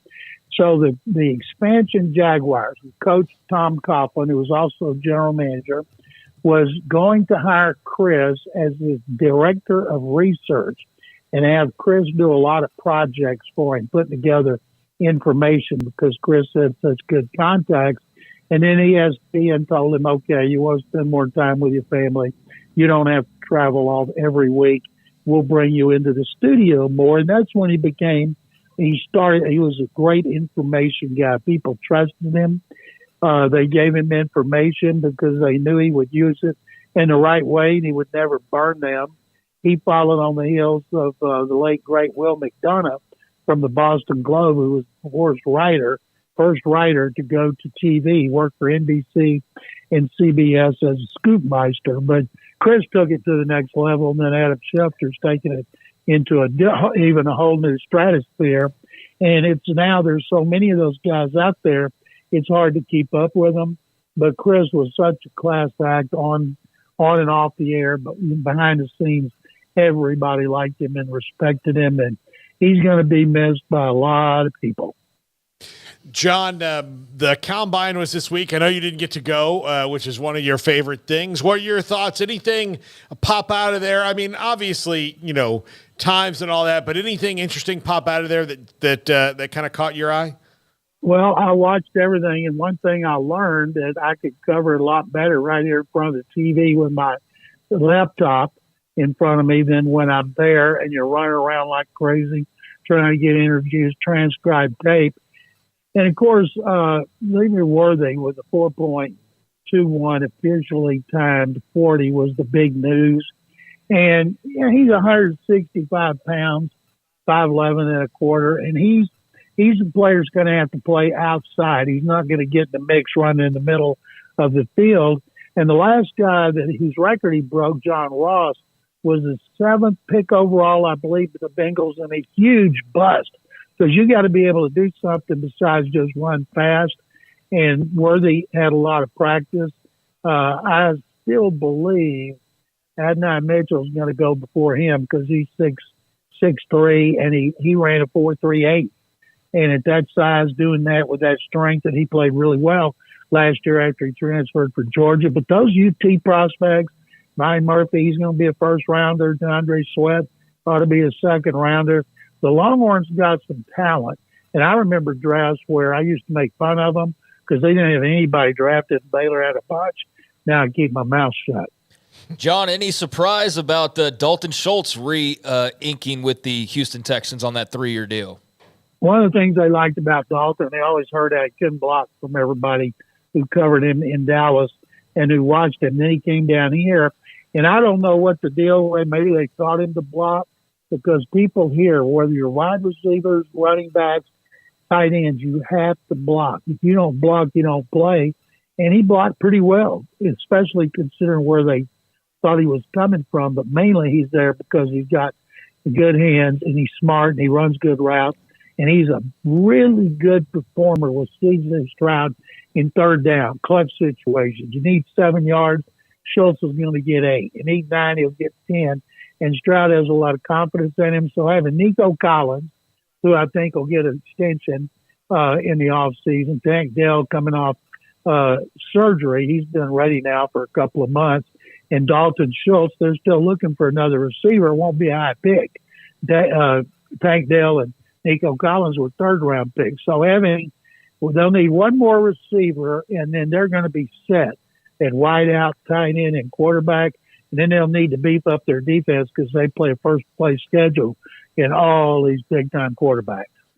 John, what do they feel about the future of Xavier Hutchinson from Iowa State that they got late in the draft last year? When I thought he would go higher, he had good size. I watched him catch the ball so well in some great games against Baylor, of course, and he flashed and he blocked really hard. He was a tough guy. He played special teams. And I think they certainly aren't giving up on him after one season. Another guy, John Mechie III, they traded into the second round to get him out of Alabama 2 years ago. And even though he was coming off a torn ACL, then when he underwent his physical here, he had leukemia. He fought that his second year. Last year he stayed healthy, but it's kind of like he was having his rookie year. And so I look for him, good things for him, when he should be all the way back from the physical ailments that have plagued him. And so between Hutchinson and Mechie, those guys are going to compete for that third wideout spot with probably a draft pick in the third and fourth round. John, last night here in Waco at the Foster Pavilion, Baylor with back-to-back exhilarating type crowds beat KU Saturday night. Last night down, looked like Texas was going to blow them out in the second half early on, but they found a way to kind of get back in the game, dominated the boards, and changed Texas quite a bit and forced them to get into foul trouble. Your thoughts about the Bears winning the last possible, at least for sure, probably in Waco basketball game against UT? Well, it was special, as everybody knows. I was bummed. Good friend of mine, Gary Horn, I grew up with in Waco, and we're still good friends. He has 2 season tickets, and he offered Lester Zed and I the tickets so we could come see. We hadn't been to a game in the new building, and so we were coming, and we had to back out the last minute. And when they were down 14, I texted Lester. I said, man, I'm glad we didn't make that drive up there. Well, and then, of course, I regretted not doing it. It was so much fun. And one of the things we missed about the Longhorns leaving, nobody gives a damn about Oklahoma. But anybody that grew up watching the Longhorns, as I did in Waco, it doesn't matter if they beat you 5 times in a row. When you beat the Longhorns in anything, there's nothing more special. And I go back to the Miracle on the Brazos, which I was covering for the Tribune Herald while I was a junior at Baylor. And that's a football game I will never forget, when Grant Teff ate the worm and they upset the mighty Longhorns.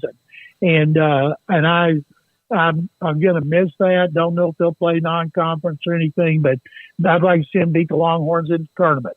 Give another shot at them. Get 2 more shots at them in the conference tournament, NCAA tournament. It's like playing a bad round of golf. You sink a long birdie putt on 18, and you forget about all those bad rounds you had. You stunk it for a birdie, and you beat the Longhorns. Thank you, John. As always, Hall of Famer Thank John you, guys. McClain, Sick 'em Bears. former Baylor, worked in Waco at the Trib, and also Baylor alum, with us most every Tuesday in the 5 o'clock hour on Many Things NFL. He is unbelievable with his knowledge, insight, and sources.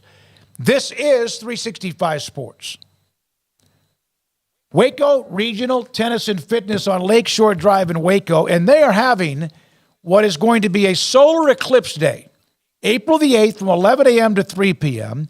It's $5, a guest fee all day that normally is $10 if you're going to go and work out, or you're going to be a part of a class, or you're going to play tennis.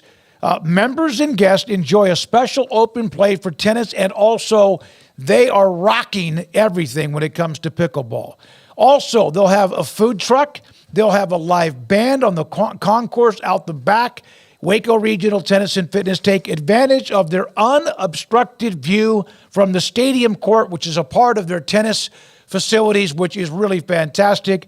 Beer and wine also available for sale. Family, friends, and even, yes, you want to bring your dog, they're allowed to be there too. So the eclipse is coming. And Waco's getting flooded with people coming into the Central Texas area, whether it's Waco or Temple or Killeen.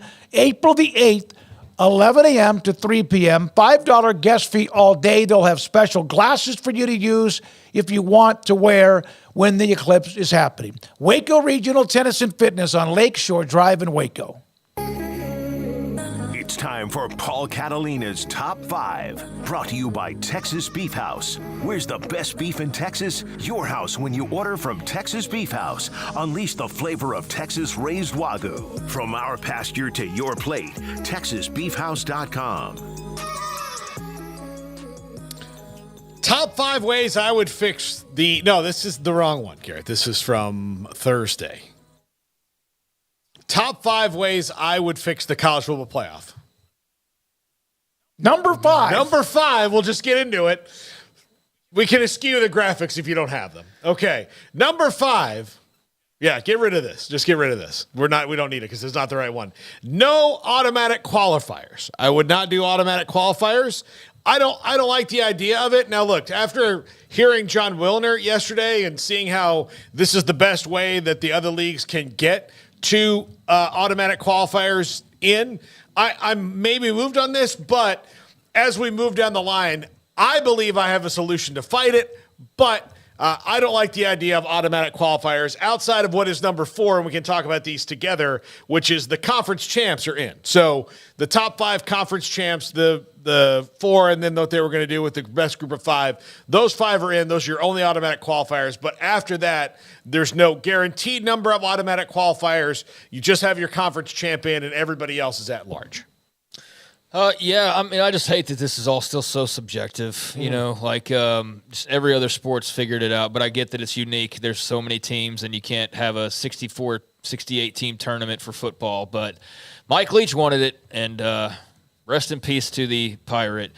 So, yeah, I mean, I'm not real keen on the automatic qualifiers being handed out like candy. So if that means that like 6 SEC teams get in because the committee's just bowled over by their existence, then so be it, I guess, and we can cross that bridge when we get there. But, yeah, I think that just laying it out and already giving conferences an automatic built-in advantage, I don't know. I don't really love that idea either. So they're going to get – like those two are going to get – they've got all the best teams. They've bought all and brought in all the best teams. So they're going to have their fair share. And the only thing I like about the automatic qualifiers, I just wonder, if you are going to see a squeeze on the Big 12 or the ACC. I don't think so much with the ACC right now because they have enough brands that people still pay attention to.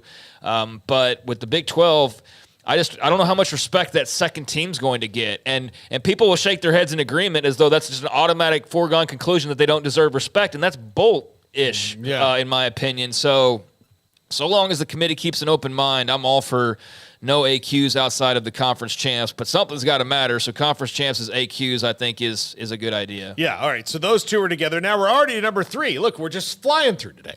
Number 3, BCS ranking. There we go. Garrett found him. And BCS rankings determine the teams. So the BCS, we didn't like the BCS because it only gave us 2 teams and it was all about lobbying and these votes. But whoa. Lobbying? Yeah, because you had to lobby to get votes because those polls were weighted more than the other. Wasn't that computer driven? Well, it was computer driven, but you had to lobby based on the polls. Based on the polls. You're right. So it still was a human element. But yeah, so you have human element and but we don't have this committee in the room. Like we just put all the data in and we have polls. You can certainly have polls, but there's so much data available now. And look, it's what happens with the NCAA tournament. Let's get some of that stuff going as well with that. And then you have that. And then we don't have to listen to a poor spokesman go out there and go, well, we felt and all this. And we just have the robot do it. And then the spokesman say, well, here's all the factors in the robot doing it, and this is what the robot said, and then you show them the numbers, and then we move on with our lives. Well, we think Tennessee had a great case for that final spot, and then we discovered they like Neapolitan ice cream, and so we had to turn our I mean, just whatever thing they want to make up was really the fun of these playoff shows, isn't it? I mean, I say was. I wish it was, as in the distant past, and we didn't have to watch those anymore. Not that we have to watch them, but you know what I mean. So I mean, I'm not against all subjectivity, but I do feel like there should be some computer rankings involved, and I think they look at various numbers. The problem is, again, just their explanations. Like, they're so wishy-washy on what matters in what week. Because they think everyone they're talking to is dumb and gullible. I somewhat agree with that. I also don't think that they're so stupid. I just don't think they care. Yeah. I don't think they think we're all stupid. I think they all see Twitter after they have a bad set of rankings come out and they see the backlash, but they don't care because there's nothing we're going to do about it. Yeah. I mean, unless we all unite and stop watching, but that's not happening. So, yeah, I'd be all for more non-human input. I don't want it to take over it entirely, but there does need to be a proper mix of it for Yeah, sure. absolutely. Number 2, home sites until the championship game. I want more home games in college football. I understand the bowl, like this is a thing that is maybe the most impossible thing in all this, quite honestly, because you'd have to completely dismantle the bowl system as we know it. And I just think that the potential, especially when you get to 14 and 16, and then you're only going to do one round at home, and then you're going to go into the bowls, and you're going to have, in the second round, you could have Michigan playing Florida in California in the Rose Bowl, if that's how it shook out. And to me, that's just not a good idea. You should have Michigan playing Florida in Gainesville or in Ann Arbor. You should have Ohio State playing USC. Well, I guess it'd be a conference game, but in one of those stadiums. Bring it back to bring as many things to the college campus as you can and highlight the college games. Sure would allow, I think, more fans, whether they have 100 million of them or not, to be able to get to some of the playoff games or afford it. Well, and look, especially when you have, say on the off chance, and this is another thing. Look, say on the off chance that the group of 5 team at Tulane gets into the second round, and now Tulane fans have to go all the way, across to some bowl game, in California, or they've got to go wherever it is, and then you've got like no real atmosphere of these two. It's just not a full stadium, and it's weird, and they know that it's not the last game. It's like a bowl game. There's no finality to it because I just think having it at the home sites will be better, and it's going to have to take some, large, big boy pants to tell these bowl games that, listen, we have to figure out something for you guys to do, whether we move it to the front of the year or something like that, and that's the bowl game, but I think it's just better. It's not going to happen. I realize that. Like, I understand this is like saying, no chance in hell. I wish there was a real 4th season of House of Cards. Not going to happen, but this is what I would do, and I think it would be better. Yeah, no chance at all. But I get you're prefacing that. I mean, if you're the Rose Bowl, you're suddenly going to have like what the 5th best team in the Big Ten versus like the 6th best team in the pack, or what would it even be now? Whatever the tie-in is, you're not going to do that. You're not going to sacrifice that for getting like number 1 versus number 4 in the semifinal. I don't have a problem with. I mean, if they didn't have any home site games, then I would have an issue with it. But I think with 12 and if they go to 16, which I would. I'd want to know more details on that, but I like the mix of it. I don't mind the semifinals getting into the New Year's 6 games because those are going to be the better games. Those are going to be the biggest games, the most watched games, and it does add a little bit more oomph to it in that you are at a neutral site. But, yeah, I totally get the home sites all the way through. But it's also just not realistic that's going to happen. I know. Yeah. I get it. Especially when they go to 16, at least they need to give me 2 rounds of home sites before you start doing. Yeah, I mean, I'd be fine with that. Yeah. But you're going to have to sprinkle in the bowls somewhere. Yeah. And so, yeah, that's not going to change. Yeah. And number 1, have a bleeping commish of all of college football that can be over this thing. Not the commish of the College Football Playoff Committee, and I hope the new one is better than Bill Hancock, but just have a bleeping commish. Just give us a commish. Well, I think you got to know what you're talking about. Yeah. And what are you talking about? Is this is a commissioner who's going to be talking about the issues of the SEC and the Big Ten, or is he talking about all the power conferences, or is he worrying about the American as much as he's worried about the Southland, as much as he's worried about the Sun Belt, as much as he's worried about the Big Ten? Is he doing D2, D3? Like, I mean, there's got to be some parameters in it.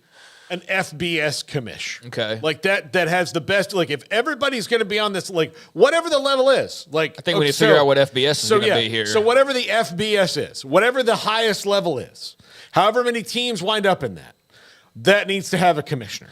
Yeah, and that needs to have someone who can, get through these, cut through some of this stuff. Will he be good enough to do that? Did he have the balls to do it? Would he have the oomph to do it? Would he do what's best for college football, or would he just be another name throwing out whatever he's been told to throw out. Yeah, and I think that's why you would need the tricky thing. Somebody that has a tremendous reputation, a Nick Saban. Why would he want to do that, even though he said he wants to help college football? Mac Brown, someone like that's been through it, that you could trust is telling you exactly what is going on rather than what he's being told to do, because that's what we get right now. That's what we get right now. All right, Paul, thank you very much. Garrett, thank you. Also, Emery Winter, Jack McKenzie, Levi Caraway. Don't forget, tomorrow, 1 o'clock, Triple Option. Every weekday, we're here at 3 o'clock until 6 for Isabella Kepler, who's in town, the Ball State student. Paul Catalina and Craig Smoak. I'm David Smoak. Thanks to our great sponsors. Thanks to you. Good night, 365 Sports.